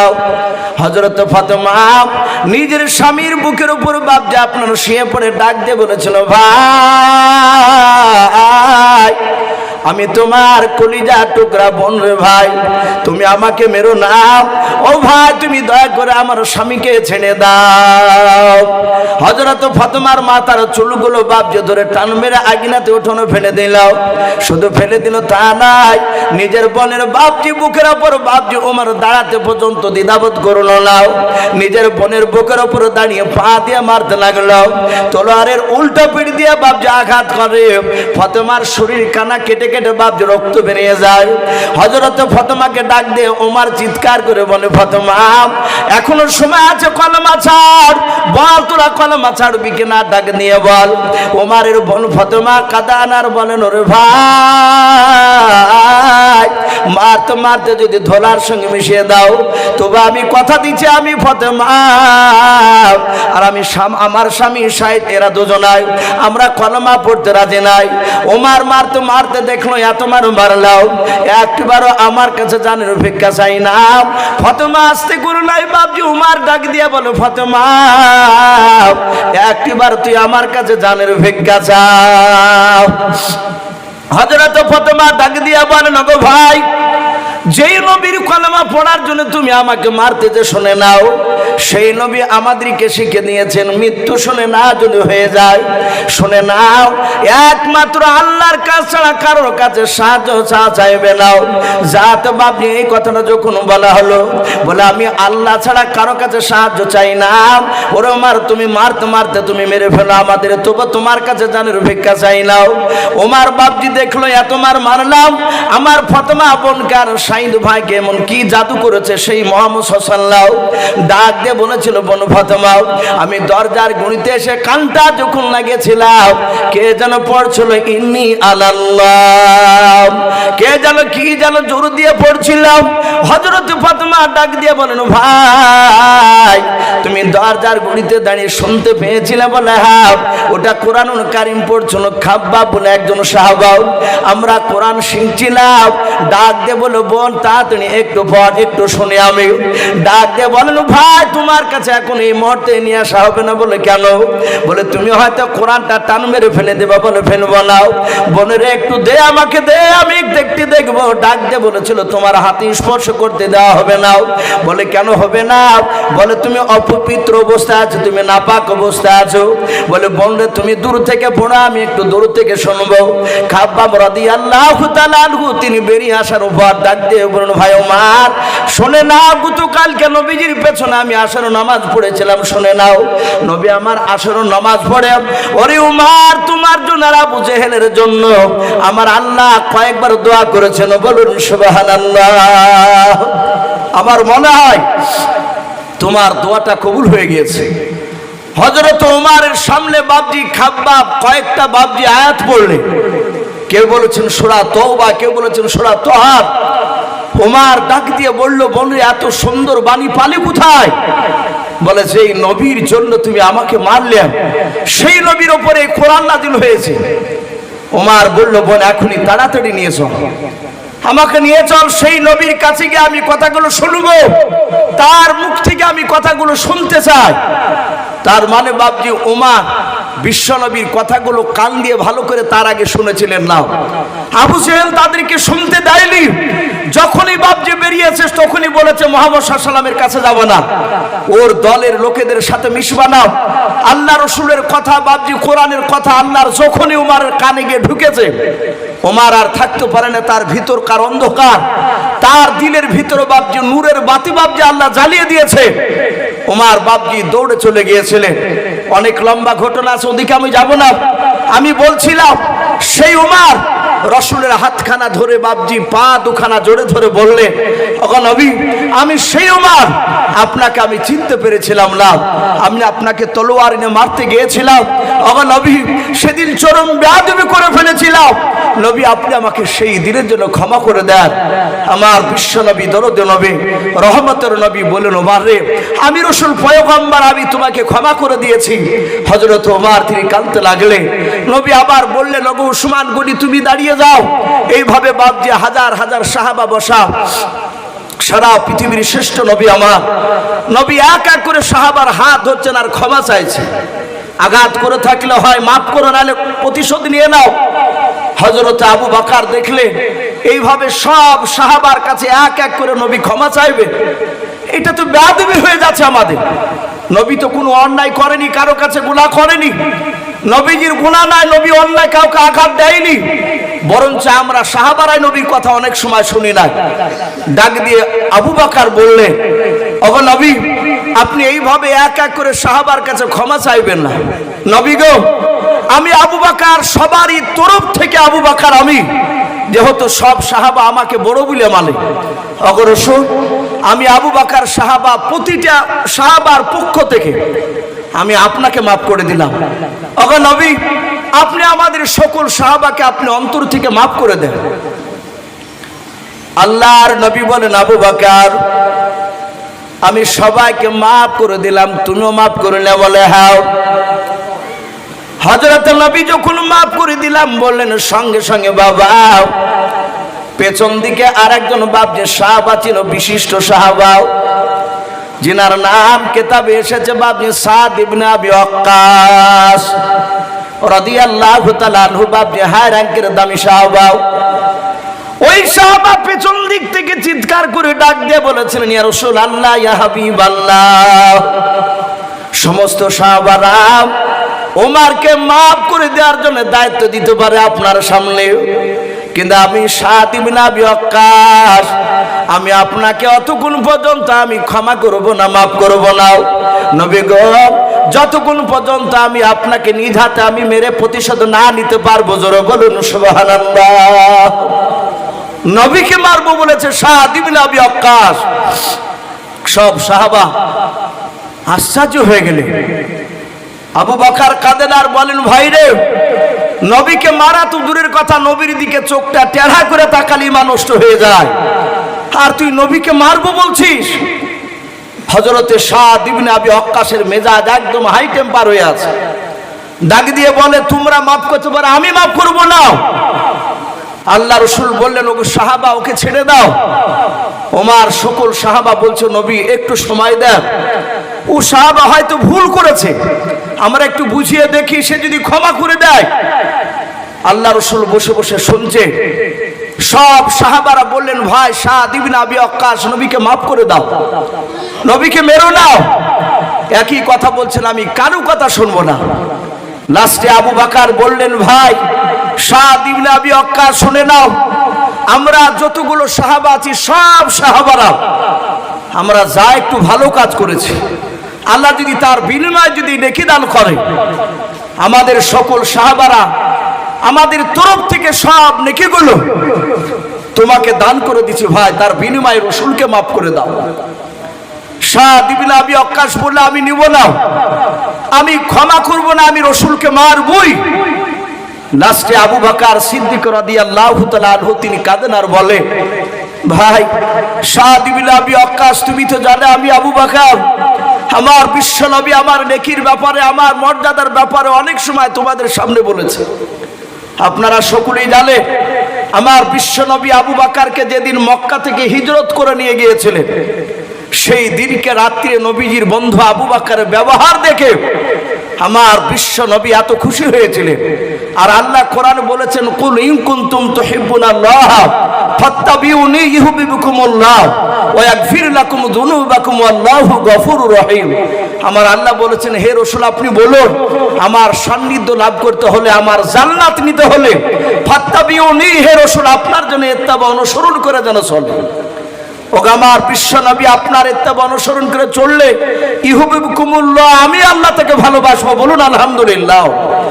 আমার বিশ্ব নবীর বন্ধু আবু বকর বললেন, ওগো ভাই সেই রাত্রি নেকির ব্যাপারে তুমি জানো, আপনারা সকলে জানেন আমার বিশ্ব নবীর ওপর যখন মক্কা নগরে বাবজি অত্যাচার বেড়ে গেল, আমার রহমতের নবীকে দিন দিন মানুষের এত মারতে লাগলো, আমার সঙ্গে সঙ্গে জিবরিল আলাইহিস সালাম আল্লাহর হুকুমে এসে বললেন, ওগো নবী আপনাকে মক্কা ছেড়ে মদিনায় চলে যেতে হবে।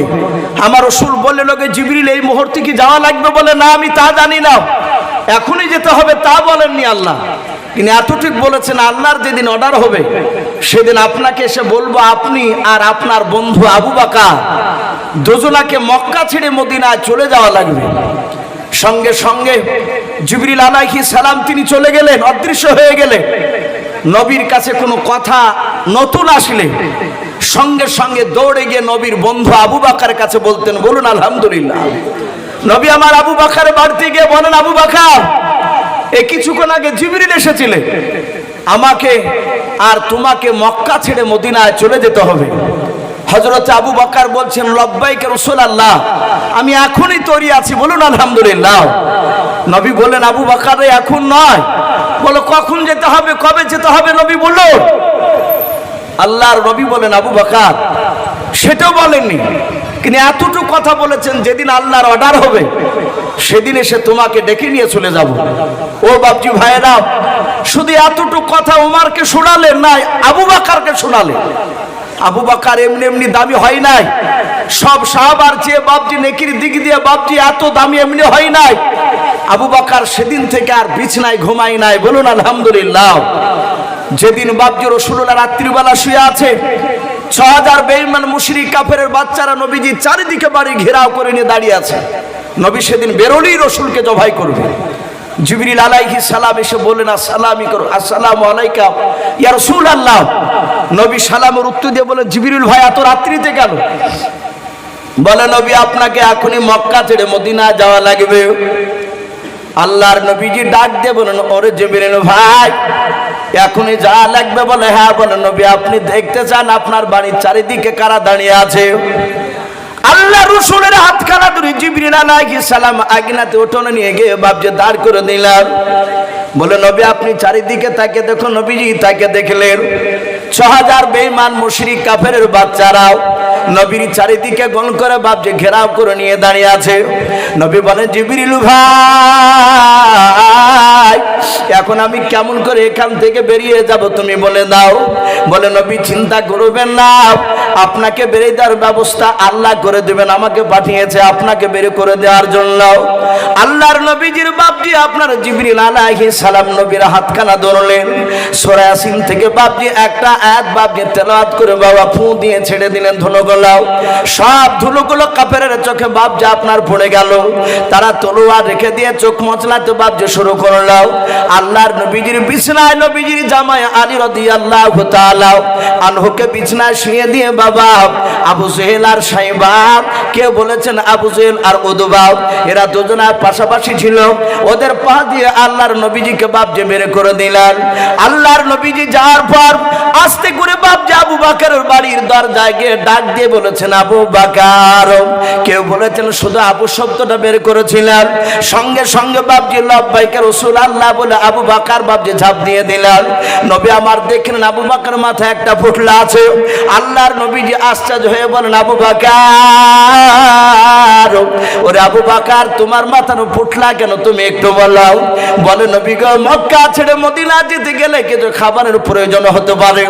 নবী গো খাবার দোকান আনতে গেলে লোকেরা দেখে নেবে, বেঈমান আবু জেহেলের কাফেরের লোকেরা তারা ধরে নিয়ে গিয়ে আপনাকে মারবে, আমাকে মারবে।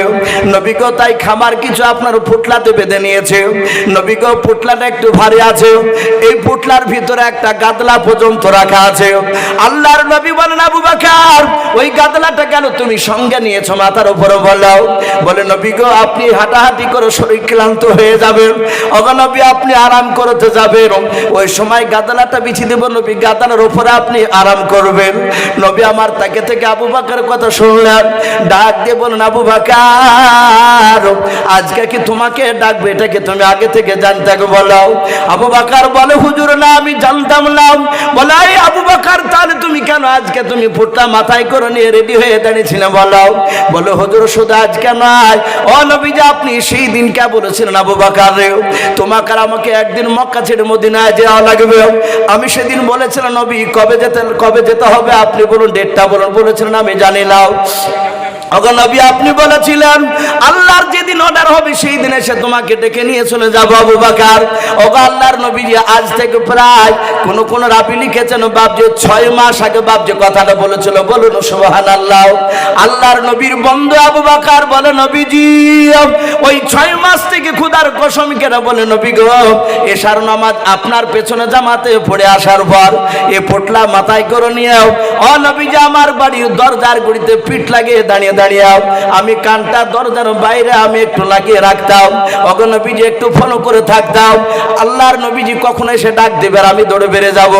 ওগো আল্লাহর নবীজি আমি যদি নিদ্রা থেকে যাই, নবী আপনি এসে ডাক দিবেন আবু বকর, ও আবু বকর করে ডাক দিবেন নবী গো। আপনার আওয়াজখানা যদি একবার শুনতে না পাই, ও নবীজি দুইবার শুনতে না পেলে নবী গো, হয়তো বেঈমান আবু জেহেলের কাফেররা আপনার আওয়াজ শুনে হয়তো আপনাকে ধরে ফেলবে, আপনাকে আঘাত করবে। নবী কিয়ামতের ময়দানে আল্লাহ যদি একটিবার যদি বলে আবু বকর আমার নবী এসে তোমার বাড়ির দরজায় দুইবার ডাক দিয়েছিল, কেন তুমি আওয়াজ দিতে পারো নাই? ওগো নবী এই কারণে সারা রাত ফজর পর্যন্ত আমি দাঁড়িয়ে থাকতাম। নবী আজও সেই দিনকার মতো আজও দাঁড়িয়েছিলাম। ওগো নবীজি আর কথা বলা যাবে না, তাড়াতাড়ি চলুন, আপনি কোথায় নিয়ে চলে যাবেন? আল্লাহর নবী বলেন আবু বকরকে সাথে নিয়ে যাও। আমার সঙ্গে সঙ্গে আবু বকর যখন চলতে লাগলো, আল্লাহর নবী বলেন আমি অনেকটা রাস্তা লক্ষ্য করে দেখলাম আবু বকরকে। আবু বকর রাস্তা দিয়ে যেতে যেতে বাবা একবার নবীজির ডান পাশে যায়, আর একবার নবী বলেন দেখি দৌড়ে গিয়ে বাম পাশে চলে যায়। আবার আবু বকরকে দেখতে পাই, আবু বকর সামনের দিকে দৌড়ে যায়, আবার সামনের দিক থেকে পেছন দিকে দৌড়ে চলে যায়। আল্লাহর নবী বলেন অনেকটা রাস্তা চলে গেল, আবু বকর আমার সঙ্গে এভাবে বারবার চারিদিকে শুধু আমার চারিদিকে ছোটাছুটি করে। আল্লাহর নবী মনে মনে ভাবলেন মনে হয় আমার আবু বকর তার বিবির উম্মানের জন্য হয়তো মনটা খারাপ করে, তার বিটা আয়েশা আসমার জন্য হয়তো মনটা খারাপ করে। আল্লাহর নবী বলেন আবু বকর, আবু বকর একটু দাঁড়াও। নবী আবু বকর হাতটা ধরে বলেন আবু বকর রে, আমার বাড়ি থেকে নয় তোমার বাড়ি থেকে আমি লক্ষ্য করে দেখলাম তুমি আমার সঙ্গে যাচ্ছিলাম, একবার সামনের দিকে একবার বাম দিকে আবার পেছন দিকে। এই আবু বকর চারিদিকে তুমি দৌড়াদৌড়ি করে বসি, তোমার বাড়ি যেন মনটা বড় খারাপ করে। আবু বকর কাঁদেন আর বলে নবীজি আপনাকে এত ভালোবাসে নবী গো। ওগো আল্লাহর নবী শুনে না, আপনার সাথে থাকলে আমি পৃথিবীর সব কিছু ভুলে যাই। বলুন সুবহানাল্লাহ। বলে নবী তুমি কেন চারিদিকে আবু বকর তুমি দৌড়াছিলে বলো? আবু বকর বলে হুজুর আমি ডান দিকে কেন যাচ্ছিলাম, বাম দিকে কেন যাচ্ছিলাম আপনি জানেন না? বলে নাও। ওরে আবু বকর গায়েবের খবর অদৃশ্য খবর আল্লাহ ছাড়া কেউ জানে না, এই জন্য আমি জানি না তোমার অন্তরের কথাও। কেন তুমি চারিদিকে দৌড়াদৌড়ি করেছিলে তুমি বলো? আল্লাহর নবীজিকে ডাক দিয়ে আবু বকর বলে হুজুর আজকে রাত্রিবেলায় আমি ডান দিকে চলে যাচ্ছি, আপনার সাথে কেন শুনে নেন? আজকে যে রাত্রিবেলায় মক্কা ছেড়ে মদিনায় আমরা পালিয়ে যাচ্ছি। ওগো আল্লাহর নবীজি এই কথাটা কোন রকমে যদি আবু জেহেলের লোকেরা গতকালকে যদি টের পেয়ে যায়, জানতে পেরে যায়, হয়তো আবু জেহেলের লোকেরা এই রাস্তার দিকে হয়তো চারিদিকে বেঈমানেরা তীর ধনুক নিয়ে দাঁড়িয়ে থাকবে। নবী গো ডান দিকের বাহু দেখে হয়তো বেঈমানেরা ডান দিকের কাফেররাও আপনার বাহুখানা দেখে ডান দিকে লক্ষ্য করে হয়তো তারা তীরখানা ছড়বে। ও নবী আপনার বন্ধু আবু বকর ডান দিকে এই কারণে দৌড়ে যায়, ডান দিকের তীরটা যেন আপনার শরীরে না গেঁথে গিয়ে আপনার বন্ধু আবু বকরের যেন গায়ে যেন গেঁথে যায়। বলুন সুবহানাল্লাহ। আল্লাহর নবী বলেন রে আবু বকর এই কারণে চারিদিকে তুমি দৌড়ায়? বলে হ্যাঁ নবীজি চারিদিকের তীরগুলো যেন আবু বকরের গায়ে লাগে, নবী জান থাকাকালীন পর্যন্ত আপনার যেন শরীরে যেন না গেঁথে যায়। আল্লাহর নবী আর থাকতে পারলেন না, আবু বকর কি বুকের সাথে বাবজি জোড়ে ধরে গালে মুখে সোমা দিয়ে আল্লাহর নবী বলেন আবু বকর এত ভালোবাসো তুমি আমাকে? বলে হ্যাঁ। আবু বকর শুনে না আমি পয়গম্বর শুনে বললাম তুমি এত ভালোবাসে এত তোমাকে মহব্বত আমি করে শুনে নাও, আজকে রাত্রির নেকিটা শুনে নাও। অন্য কোন উম্মাত কেন সারা পৃথিবীর উম্মাতেরা একদিকে যদি হয় তোমার আজকে রাত্রির নেকির সমান কেউ হতে পারবে না। বলুন সুবহানাল্লাহ। সেই আবু বকর ডাক দিয়ে বলছেন ভাই সাদ ইবনে আবি ওয়াক্কাস আমার ওই রাত্রির নেকিটা পর্যন্ত আমি তোমাকে দান করে দিয়েছি, তুমি রাসূলকে মাফ করে দাও। সাদ ইবনে আবি ওয়াক্কাস বলেন ভাই আবু বকর আমি তবু তোমাকে আমি রাসূলকে মাফ করব না, আমি ওই রাত্রি নেকি নিব না, তুমি আমাকে রাসূলকে মারতে দাও। নবী বলেন আবু বকর ওকে ছেড়ে দাও, যদি তোমরা ওকে জোর করে যদি ক্ষমা চেয়ে নাও হয়তো আল্লাহ কিয়ামতের ময়দানে এটা আমাকে প্রশ্ন করতে পারে তুমি তোমার সাহাবাকে দিয়ে জোর করে তুমি ক্ষমা করে নিয়েছো, তোমাকে মারবো বলছিল মারতে দাওনি, সেদিন আমি কিয়ামতের ময়দানে জান্নাত যেতে গিয়ে আটকা পড়ে যাব। কিয়ামতের ময়দানে তো সূক্ষ্ম বিচার হবে সেদিন। হে আমার আবু বকর ওর প্রতিশোধ নিতে দাও। বাবজি আমার সোনা লালেরা, আবু বকর সিদ্দিক রাদিয়াল্লাহু তাআলা আনহু সকলে দাঁড়িয়ে গেলেন। আমার রহমতের নবী দাঁড়িয়ে ডাক দিয়ে বললেন, ওরে সাদ ইবনে আবি ওয়াক্কাস, তুমি যে আমাকে মারবো বলছো, আচ্ছা তুমি কি দিয়ে মারবা? বলে, হুজুর, যে চাবুকটা দিয়ে আপনি আমাকে মেরেছিলেন, একদিন উটের পিঠে চেপেছিলেন আর আমি উটের লাগাম ধরে ধরে যাচ্ছিলাম, আপনার ডান হাতে চাবুক ছিল, চাবুক দিয়ে উটের পায়ে মারতে গিয়ে উটের পায়ে না লেগে আমার এই কাঁধে লেগেছিল। হে নবী, আমিও আপনার কাঁধে মারতে চাই। ওই চাবুকখানা আমার বাড়িতে রাখা আছে, আমি যত্ন করে রেখেছি। বাবজি আমার রাসূল বললেন, যাও সাদ ইবনে আবি ওয়াক্কাস, তুমি যাও দৌড়ে চাবুকখানা নিয়ে এসো। বাবজি আপনারা সকলেই জানেন, মসজিদের উন্নতি কল্পে বাবজি আজকে এই জালসার মাহফিল আয়োজন করা হয়েছে, তাই তো মুফতি সাহেব? এই মসজিদের উন্নতি কল্পে আপনারা অনেকেই বসেছেন আলহামদুলিল্লাহ। ডান দিকে বাম দিকে সামনে অনেক বাবজি ভাই বসে আছে। মুফতি সাহেব একটু ইশারা করলেন, ইসু ভাই আপনি একটু একটু কালেকশনের দিকে একটু বলুন। তাই বেশি নয় বাবজি, মিনিট 15 মতো, বেশি কষ্ট দিব না, কারণ আমার পরে আর একজন ভালো বক্তা রয়েছে, উনি আসবেন, ওনাকেও বাবজি একটু সময়ের দরকার রয়েছে। আর রাত্রি বেশিরভাগ 11টা বাজতে চললে মানুষ আর থাকতে চাইছে না। এই জন্য বাবজি আরব শেখ 300 টাকা দিয়েছেন, আল্লাহ তার দানকে কবুল করুন, বলুন আল্লাহুম্মা আমিন। তাই বাবজি আপনারা এখানে বসে আছেন মসজিদকে তৈরি করার জন্য। আলহামদুলিল্লাহ ঘর তো সুন্দর হয়েছে, আরো কাজ রয়েছে। তাই প্রতিটা বাবজি ভাই এখানে যারা আছেন, মিনিট 15 মতো একটু বাবজি আপনাদের কাছে দেখতে চাই। 2000, 1000, 5000 বাবজি যে যা পারবে একটু হাত উঁচু করে আল্লাহর ঘরকে তৈরি করার জন্য বাবজি একটু নামটা লেখা ইনশাআল্লাহ। মাশাআল্লাহ, নাম বলে না, বেনামিতে একজন 500 টাকার দাতা, বলুন মারহাবা। আল্লাহ তার 500 টাকা দানকে আল্লাহ কবুল করুন, বলুন আল্লাহুম্মা আমিন। আর একজন 600 টাকা দিয়েছেন, আল্লাহ তার দানকে কবুল করুন। খলিল শেখ কত? মাশাআল্লাহ, দেখেন খলিল সাহেব বাজ্যপাড়া থেকে, উনি 1000 টাকার দাতা, বলুন মারহাবা। আল্লাহ তার 1000 টাকা দানকে আল্লাহ কবুল করুন। ওগো মাওলা, তুমি তো আলিমু মিদাতি সুদূর, ওগো আল্লাহ, যারা যেই নিয়তে দান না করছে তার নিয়তকে পরিপূর্ণ করে দাও, বলুন আল্লাহুম্মা আমিন। আল্লাহ যারা দান করছে, যারা করতে পারে নাই, তাদের সকলে হায়াতে তয়বা সে হাতে কুল্লিয়া দান করুন, বলুন আল্লাহুম্মা আমিন।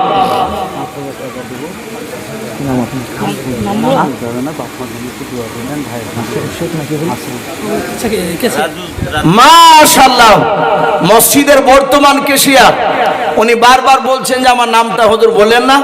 ওনার বাপ মার নামে, বাপ মা মারা গিয়েছে নাকি? বাপ মা ভাই মারা গিয়েছে, ওনাদের নামে বাবজি 1 নয় 5000 টাকার দাতা, বলুন মারহাবা। বলেন আরে তাকবীর। আল্লাহ রাব্বুল আলামিন তার 5000 টাকার দানকে আল্লাহ কবুল করে নিও। তার বাপ মা এবং ভাই তাদের সকলে কবর আযাবকে maaf করুন, বলুন আল্লাহুম্মা আমিন। আল্লাহ তুমি তার হায়াতে কুল্লিয়া সেহাতে কুল্লিয়া হায়াতে তয়বা তুমি দান করো, বলুন আল্লাহুম্মা আমিন। বাবু শেখ 200 টাকা, বলুন মারহাবা, নারে তাকবীর। এ বাবু শেখ নামে দেখো বান্দা কোথায় যে ছিলাও, বাপ মায়ের নামে দেখো 200 টাকা দিলাও, যার সাথে যে নিয়াতে 200 টাকা করে গেল দান, দানকে কবুল করো তুমি সবার। অগবারি দোয়া করে অগপাক বাণী মিজানেতে নেকির পান্না করে দিও ভাই, আল্লাহুম্মা আমিন। ভাই একটু তাড়াতাড়ি আসো ভাই, একটু ঝটঝট করে আসে, আমি ঘটনাটা বলতে বলতে একটু রেখে দিয়েছে ভাই। আর কয়েক মিনিট বলে ইনশাআল্লাহ আপনাদের কাছ থেকে বিদায় নিব। রাজু শেখ 500 টাকা। এ রাজু শেখ নামে দেখো বান্দা কোথায় যে ছিলাও, আল্লাহ নাম শুনে দেখো 500 টাকা দিলাম। 500 টাকা বলে মনে করিও না হেলাও, নেকের খাতায় মলা লিখিও গো মেলাও, যার সাথে যে নিয়াতে করিয়াছে দান, দানকে কবুল করো তুমি সুবহানাল্লাহুম্মা আমিন। আসো ভাই ও মা বোনেরা, আপনারাও 500, 1000, 200, 100 যে যা পারবে, ছোট ছোট বাচ্চা ছেলের হাত একটু পাঠিয়ে দিবে। আর না হলে কমিটির ভাই বিশ্বস্ত ব্যক্তিকে, একজন বয়স্ক টাইপের, একটু মা বোনদের ওই গেটের কাছে গিয়ে একটু দাঁড় করাবেন, অনেক মা বোনরা দিবে ইনশাআল্লাহ। একটু আসো ভাই, বাবজি ভাই 500, 1000, 2000, 5000 যে যা পারবেন ভাই, আপনাদের কাছে জবরদস্তি করে চাওয়া যাবে না, আল্লাহ রাস্তায় খুশি করে দেব। এ কাজেম নামে দেখো বান্দা কোথায় যে ছিলাম, আল্লাহ নাম শুনে দেখো 500 টাকা দিলাম, যার সাথে যে নিয়াতে করিয়াছে দান, দানকে কবুল করো তুমি সুবহানাল্লাহুম্মা আমিন। আরেকজন বেনামিতে দেখো বান্দা কোথায় যে ছিল, তোমার নাম শুনে দেখো 500 টাকা দিলাম, 500 টাকা বলে মওলা করিও না হেলাম, নেকের খাতায় মওলা লিখিয়া গো আল্লাহুম্মা আমিন। জামাল চৌধুরী নামে দেখো বান্দা কোথায় যে ছিল, শেষের বেলা এসে দেখো 500 টাকা দিলাম, 500 টাকা বলে মওলা করিও না হেলাম, নেকের খাতায় মওলা লিখিয়া গো মেলাম, অগো বাড়ি দোয়া করে অগো পাক বানাম, জান্নাতে খেলায় তুমি আঙ্গুর বেদানা আল্লাহুম্মা আমিন। আসু ভাই একটু তাড়াতাড়ি আসু ভাই। কুষ্টিয়া থেকে দুজন 200 400 টাকা, কুষ্টিয়া থেকে দুজন বেনামিতে 200 করে 400 টাকা, আল্লাহ তাদের দুজনার দানকে আল্লাহ কবুল করো, আল্লাহ তুমি তাদের নেক মাকসুদকে পুরা করে দাও, তাদের আত্মীয় স্বজন কবর আযাবকে তুমি মাফ করে দেবো আল্লাহুম্মা আমিন। বাবজি একটু আসো ভাই, আসি ইনশাআল্লাহ। আরেকজন বক্তা প্রায় সময় হয়ে এসেছে আশা করি, আর হয়তো কিছুক্ষণ মধ্যেই উনি হয়তো চলে আসবে। বাবজি একটু আসি, আর আল্লাহর কোনো বান্দা নাই ভাই এখানে। আমার এই ডান দিকে বাবজি ভাই, সামনে এবং বাম দিকে যারা আছে সকলকে বলবো বাবজি চাপ করে নাই, 500, 200, 1000 যে যা পারবে একটু আল্লাহ রাস্তায় একটু দান করে যায় ঘরে, জি হরকত বরকত হয়। আমরা লজ্জা করবো না, 100, 200 টাকা থাকলেও দিব ইনশাআল্লাহ, লজ্জার কোনো কারণ নাই। এ দেখেন আরেকজন বেলাবিত ভাই আমার 100 টাকা দিয়েছেন, আল্লাহ তার দানকে কবুল করুন। ওগো মাওলা, যারা দান করছে যারা করতে পারে নাই, তুমি সকলকে নবীর চেহারা না দেখে আমাদের মত দিও না, বলুন আল্লাহুম্মা আমিন। আসি ভাই, জি একটু তাড়াতাড়ি আসি। 500 টাকা কালাম উনি ওয়াদা করেছেন, 200 টাকা দিয়েছেন আর 300 টাকা বাকি, আল্লাহ তার দানকে কবুল করুন, বলুন মারহাবা। হিকমপুর থেকে একটা যুবক ভাই, উনি 500 টাকার দাতা, বলুন মারহাবা। আল্লাহ তার 500 টাকা দানকে আল্লাহ কবুল করুন, তার আত্মীয় স্বজন কবর আযাবকে মাফ করুন, বলুন আল্লাহুম্মা আমিন। ভাই একটু তাড়াতাড়ি আসো ভাই, জি আল্লাহর ঘরকে তৈরি করার জন্য বেনামিতে 200 টাকা, আল্লাহ তার দানকে কবুল করুন। ওগো মাওলা, অনেকে নাম বলতে লজ্জা করেছে, মাওলা তুমি তো তাদেরকে চেনো, আল্লাহ তুমি তাদেরকে গোপনে তুমি তাদের উদ্দেশ্য পূরণ করে দাও, বলুন আল্লাহুম্মা আমিন। মাইনুল আনসারী 500 টাকা দিয়েছে, বাপ মায়ের জন্য দোয়া চাই। মাইনুল আনসারী সাহেব 500 টাকা দিয়েছেন, বাপ মার জন্য দোয়া চেয়েছে, আল্লাহ তুমি তার 500 টাকা দানকে কবুল করে নাও, তার বাপ মার কবর আযাবকে তুমি মাফ করে দাও, বলুন আল্লাহুম্মা আমিন। আসি ভাই, দেরি না করে একটু ঝটঝট করে আসি, জি 500, 1000, 2000, 5000 যে যা পারবেন বাবজি একটু এগিয়ে আসি, আমরা দানের হাতটা একটু বাড়াই। আরো দুজন ব্যক্তি 100 করে 200 টাকা দিয়েছে, আল্লাহ তাদের দানকে আল্লাহ কবুল করুন, বলুন আল্লাহুম্মা আমিন, আল্লাহুম্মা আমিন। ভাই আসি, জি ওগো মা বোন, আপনাদের নাম এখনো পর্যন্ত একজনেরও পাইনি, ওই দেখুন ওই বাচ্চা ছেলেটার একটু ধরে নেন টাকাটা। আসি মা বোন, আপনারা যে যা পারবেন নামটা জিজ্ঞাসা করেন, কি নাম তোমার? ফারজিনা। ফারজিনা, ফারসিনা 400 টাকার দাতা, বলুন মারহাবা, নারে তাকবীর। এই ফারসিনা নামে দেখো বিটি কোথায় যে ছিলাও, আল্লাহ নাম শুনে দেখো 400 টাকা দিলাও, 400 টাকা বলে মওলা করিও না হেলাও, নেকের খাতায় মওলা লিখিও গো মেলাও, যার সাথে যে নিয়াতে করিয়াছে দান, দানকে কবুল করো তুমি সুবহান। আমি পাপী গুনাহগার দোয়া নাহি জানি, ফারসিনা বিটির জন্য দোয়া করবে ফাতেমা জননী, আল্লাহুম্মা আমিন। মাশাআল্লাহ, ইসলামপুর থেকে একজন বেনামিতে ভাই 1000 টাকা। এই বেনামিতে দেখো ভাই কোথায় যে ছিলাম, বাপ মার নামে দেখো 1000 টাকা দিল, যে সাথে যে নিয়াতে করিয়াছে দান, দানকে কবুল করো তুমি সুবহানাল্লাহুম্মা আমিন। কত 200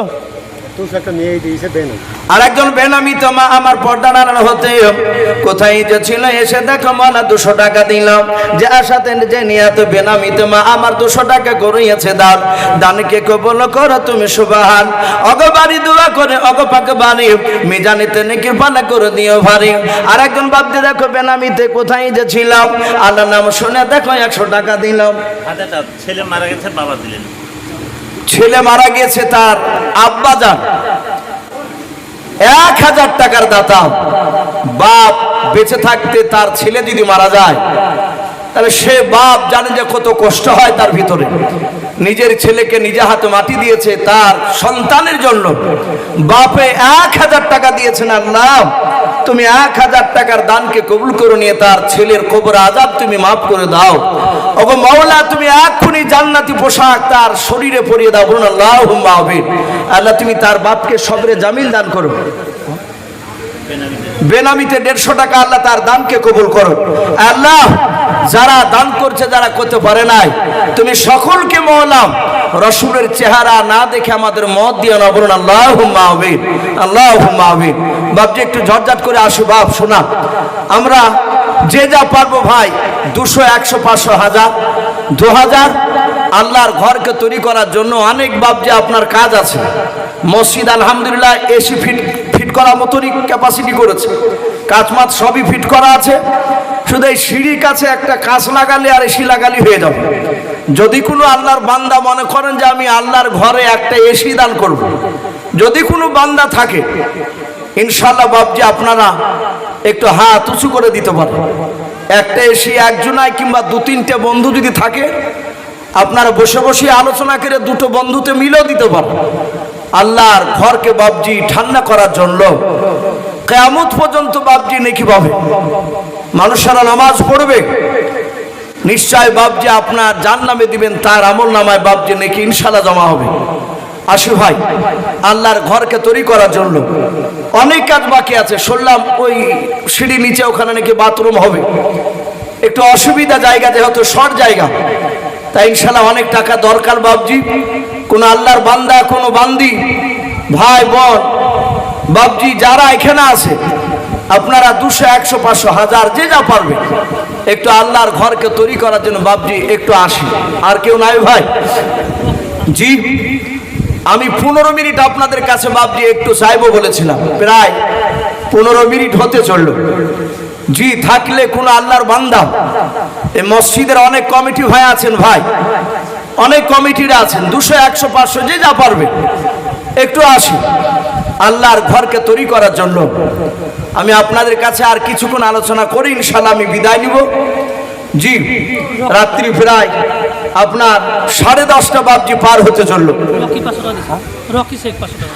মাশাআল্লাহ, এই রকি শেখ নামে দেখো বান্দা কোথায় যে ছিলাও, আল্লাহ নাম শুনে দেখো 500 টাকা দিলাও। 500 টাকা মনে মনে করিও না হেলাও, নেকের খাতায় মলা লিখিও গো মেলাও। যে আশাতে যে নিয়াতে করিয়াছে দান, দানকে কবুল করো তুমি সুবহান। অগবাড়ি দোয়া করি অগ পাত্র বানাও, জান্নাতে খেলায় তুমি আঙ্গুর বেদান। আল্লাহুম্মা আমিন। তোমার মতো দয়ার নবী আর হবে না, তোমার মতন দয়ার রাসূল আর পাব না। আর দেখা দিয়া ও রাসূল চলে যেও না, তোমার মতন দয়ার রাসূল আর হবে না, তোমার মতন দয়ার নবী আর হবে না। মাশাআল্লাহ, মহিলা এখন 3400 টাকা আসছে। সুবহানাল্লাহ। দেখেন মা বোনদের কাছ থেকে 100, 200, 500, 50 টাকা, 10 টাকা, 20 টাকা এভাবে লোট আছে অনেক। ওখান থেকে 3400 টাকা, বলুন মারহাবা, 3400 টাকা আমার সকল মা বোনদের তরফ থেকে তারা তুলে আল্লাহর ঘরকে তৈরি করার জন্য তারা পাঠিয়েছেন। বলেন মারহাবা, নারে তাকবীর। আমার মা বোনদের 3400 টাকা দানকে আল্লাহ কবুল করুন। বলুন আল্লাহুম্মা আমিন। ওগো মাওলা, তুমি আমার সকল মা বোনের ঈমানটা হযরতে মা ফাতেমা জোহরা রাদিয়াল্লাহু তাআলা আনহার মতো ঈমান বানিয়ে দাও। বলুন আল্লাহুম্মা আমিন, আল্লাহুম্মা আমিন। আসি ভাই, আর কোনো যদি আল্লাহর বান্দা থাকেন শেষের বেলায়, জি একটু আসি, 200, 500, 1000 আল্লাহর ঘরকে তৈরি করার জন্য ভাই একটু আসি আল্লাহর ঘরকে তৈরি করার জন্য। শয়তানে বাপজি বাধা দিবে দিস না, কিন্তু বাপজি এগুলো কিয়ামতের ময়দানে বাপজি কাজে আসবে। আজ দুনিয়া টাকা পয়সা সব পড়ে থাকবে, আপনারা আশা করি বাপজি প্রায় মানুষই জানেন মওত এখন বাপজি আর সময় লিছে না, হঠাৎ করে মারা যাচ্ছে মানুষ। একটা কিয়ামতের আলামত। মানুষ নামাজ পড়ে আস্তে আস্তে বলছে চায়ের দোকানে চা খাচ্ছিল, মানুষটা মারা গেছে। কে বলছে মাঠে ভুল রাতে গিয়ে মারা গেছে। এগুলো কিয়ামতের আলামত বাপ। কার কখন মওত বাপজি চলে আসবে আমরা কেউ জানি না। হয়তো আমাদের মধ্যে থেকে কোনো বান্দির হয়তো বাপজি কাপড়ের দোকানে চলে এসেছে, আমরা হয়তো জানি না। তাই বাপজি আমরা সাবধান হই এবং আল্লাহ রাস্তায় কিছু দান করার চেষ্টা করি ভাই। জি আসি, দান করলে বাপজি ফুরাই না, বরকত হয়। এটা নবীর কথা। দান দিয়ে একবার পরীক্ষা করে দেখুন, ইনশাল্লাহ দিবে, আল্লাহ বরকত দিবে। এটা রসুলের কথা। ক্যাশিয়ারের ভাইরা দিয়ে 700 টাকা। কেশিয়ারের ভাইরা উনি কত দিয়েছে? 700 টাকা। বলুন মারহাবা। আল্লাহ তার 700 টাকা দানকে কবুল করে নিয়ে তার আত্মীয় স্বজন কবর আযাবকে মাফ করুন। বলুন আল্লাহুম্মা আমিন। আল্লাহ যারা দান করছে, যারা করতে পারে না, তুমি সকলকে হায়াতে তয়্যবা এবং সেহাতে কুল্লিয়া দান করুন। বলুন আল্লাহুম্মা আমিন। মানুষের শরীর সুস্থ থাকা এটা একটা বড় আল্লাহর নিয়ামত। সুস্থ থাকা, আপনি 3 বেলায় একবার খেতে পান, অসুবিধা নাই, কিন্তু সুস্থ থাকা একটা আল্লাহর বড় নিয়ামত। আল্লাহর নবী বলেছেন তুমি দোয়া চাও, হে আল্লাহ তুমি আমাকে যতদিন বেঁচে রাখবা ইমানি হালাতে এবং সুস্থতা রাখো। এই দোয়াটা বেশি বেশি কেন করা দরকার? আর একটা রাসূল বলেছেন দোয়া করো তোমরা রুজির যেন অভাব আল্লাহ না দেয়। আল্লাহ রুজি আজ টাকা দিয়েছে, কালকে কেড়ে নিবে, কাছ থেকে টাকা চলে যাবে, জানতে পারবো না। অনেক মানুষকে দেখা যায় বাপজি বুলেট ছাড়া ঘুরতো না, আবার দেখা যাচ্ছে একটা সাইকেলও জুড়ছে না, এরকম হয়ে গেছে অবস্থা। আল্লাহ রাব্বুল আলামিন কার কখন আপনার ধন সম্পদ কাকে দিবেন আবার কেড়ে নেবে, এটা আল্লাহই জানে, আল্লাহর হাতে। তাই বাপজি সম্পদ থাকতে থাকতে কিছু আল্লাহর রাস্তায় বাপজি জমা দিয়ে যায়, যেটা কিয়ামতের ময়দানে কবরে কাজে লাগবে। যে আসি বেনামিতে 200 টাকা দিয়েছেন, আল্লাহ তার 200 টাকা দানকে আল্লাহ কবুল করুন। বলুন আল্লাহুম্মা আমিন। ভাই ইনশাআল্লাহ আপনারা আসুন, যদি কেউ বাপজি বাকি থাকেন তাহলে আসুন, যেহেতু এখানে বিরাট চাপের ব্যাপার না, খুশিভাবে আল্লাহ রাস্তায় ভক্তি ভরে বাপজি কিছু যা পারবেন তাই দেন। যে আপনাকে দিতে হবে, না হলে আপনাকে এখান থেকে যেতে দেওয়া হবে না, তা নয়। আসু ভাই আমরা একটু দিয়ে যাই। আর আমি যে কথাটা বলছিলাম, আর 2-4 কথা বাপজি বাকি রয়েছে।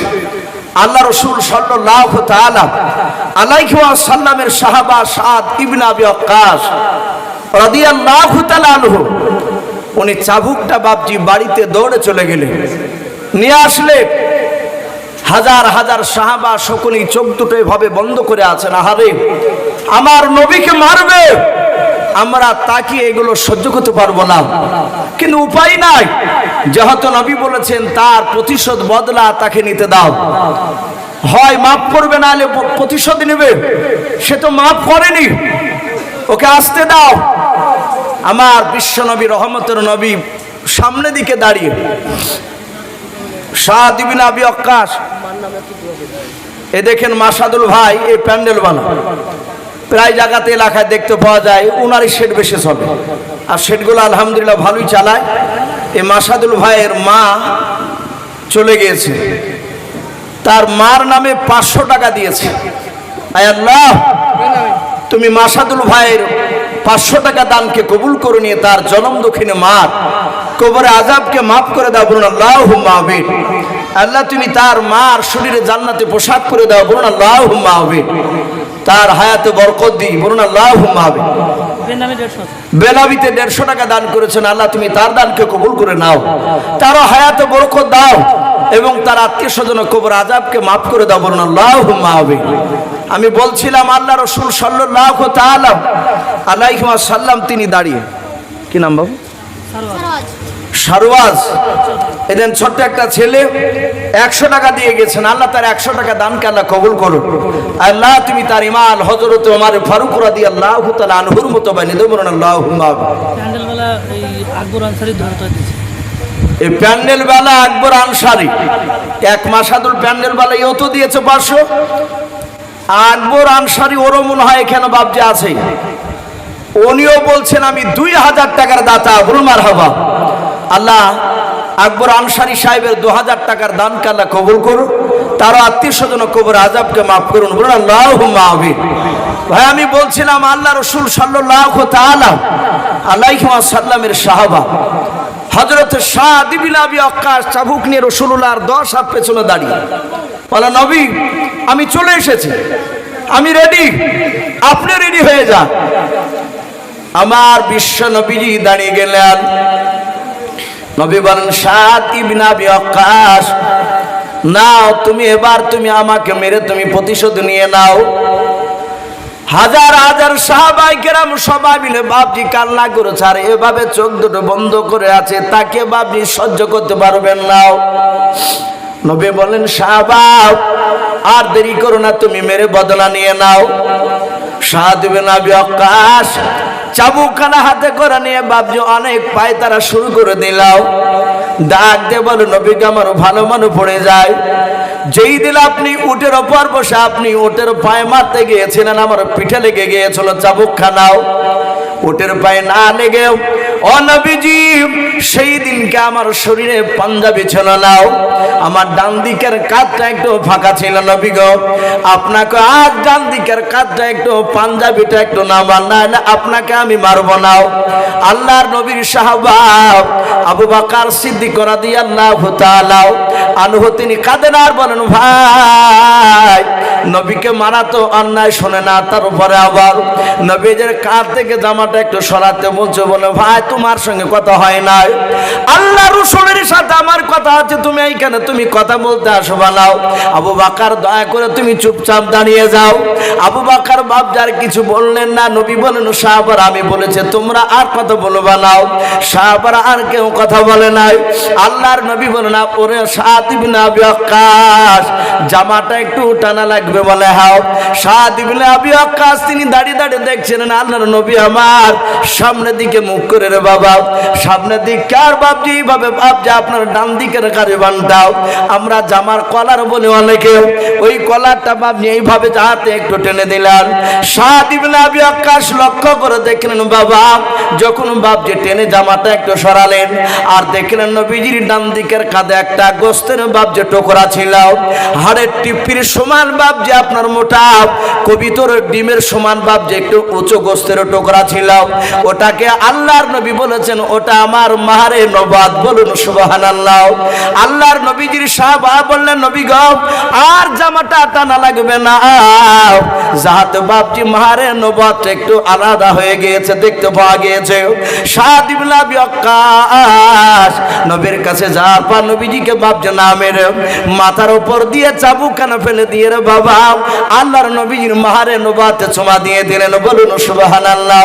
সাদ ইবনে আবি ওয়াক্কাস চুমা দিয়া চাবুকখানা ফেলে দিয়ে বাপজি নবীর পা দোখানা ধরে বাপজি কেঁদে কেঁদে বলেন, ও আল্লাহর নবীজি চরম বেয়াদবি করে ফেলেছে। নবী গো ও নবী আপনাকে কি আমি মারতে পারি? নবী ও আল্লাহর নবী যে আপনি দয়া করে আপনি আমাকে ক্ষমা করে দেন। সব সাহাবারা অবাক।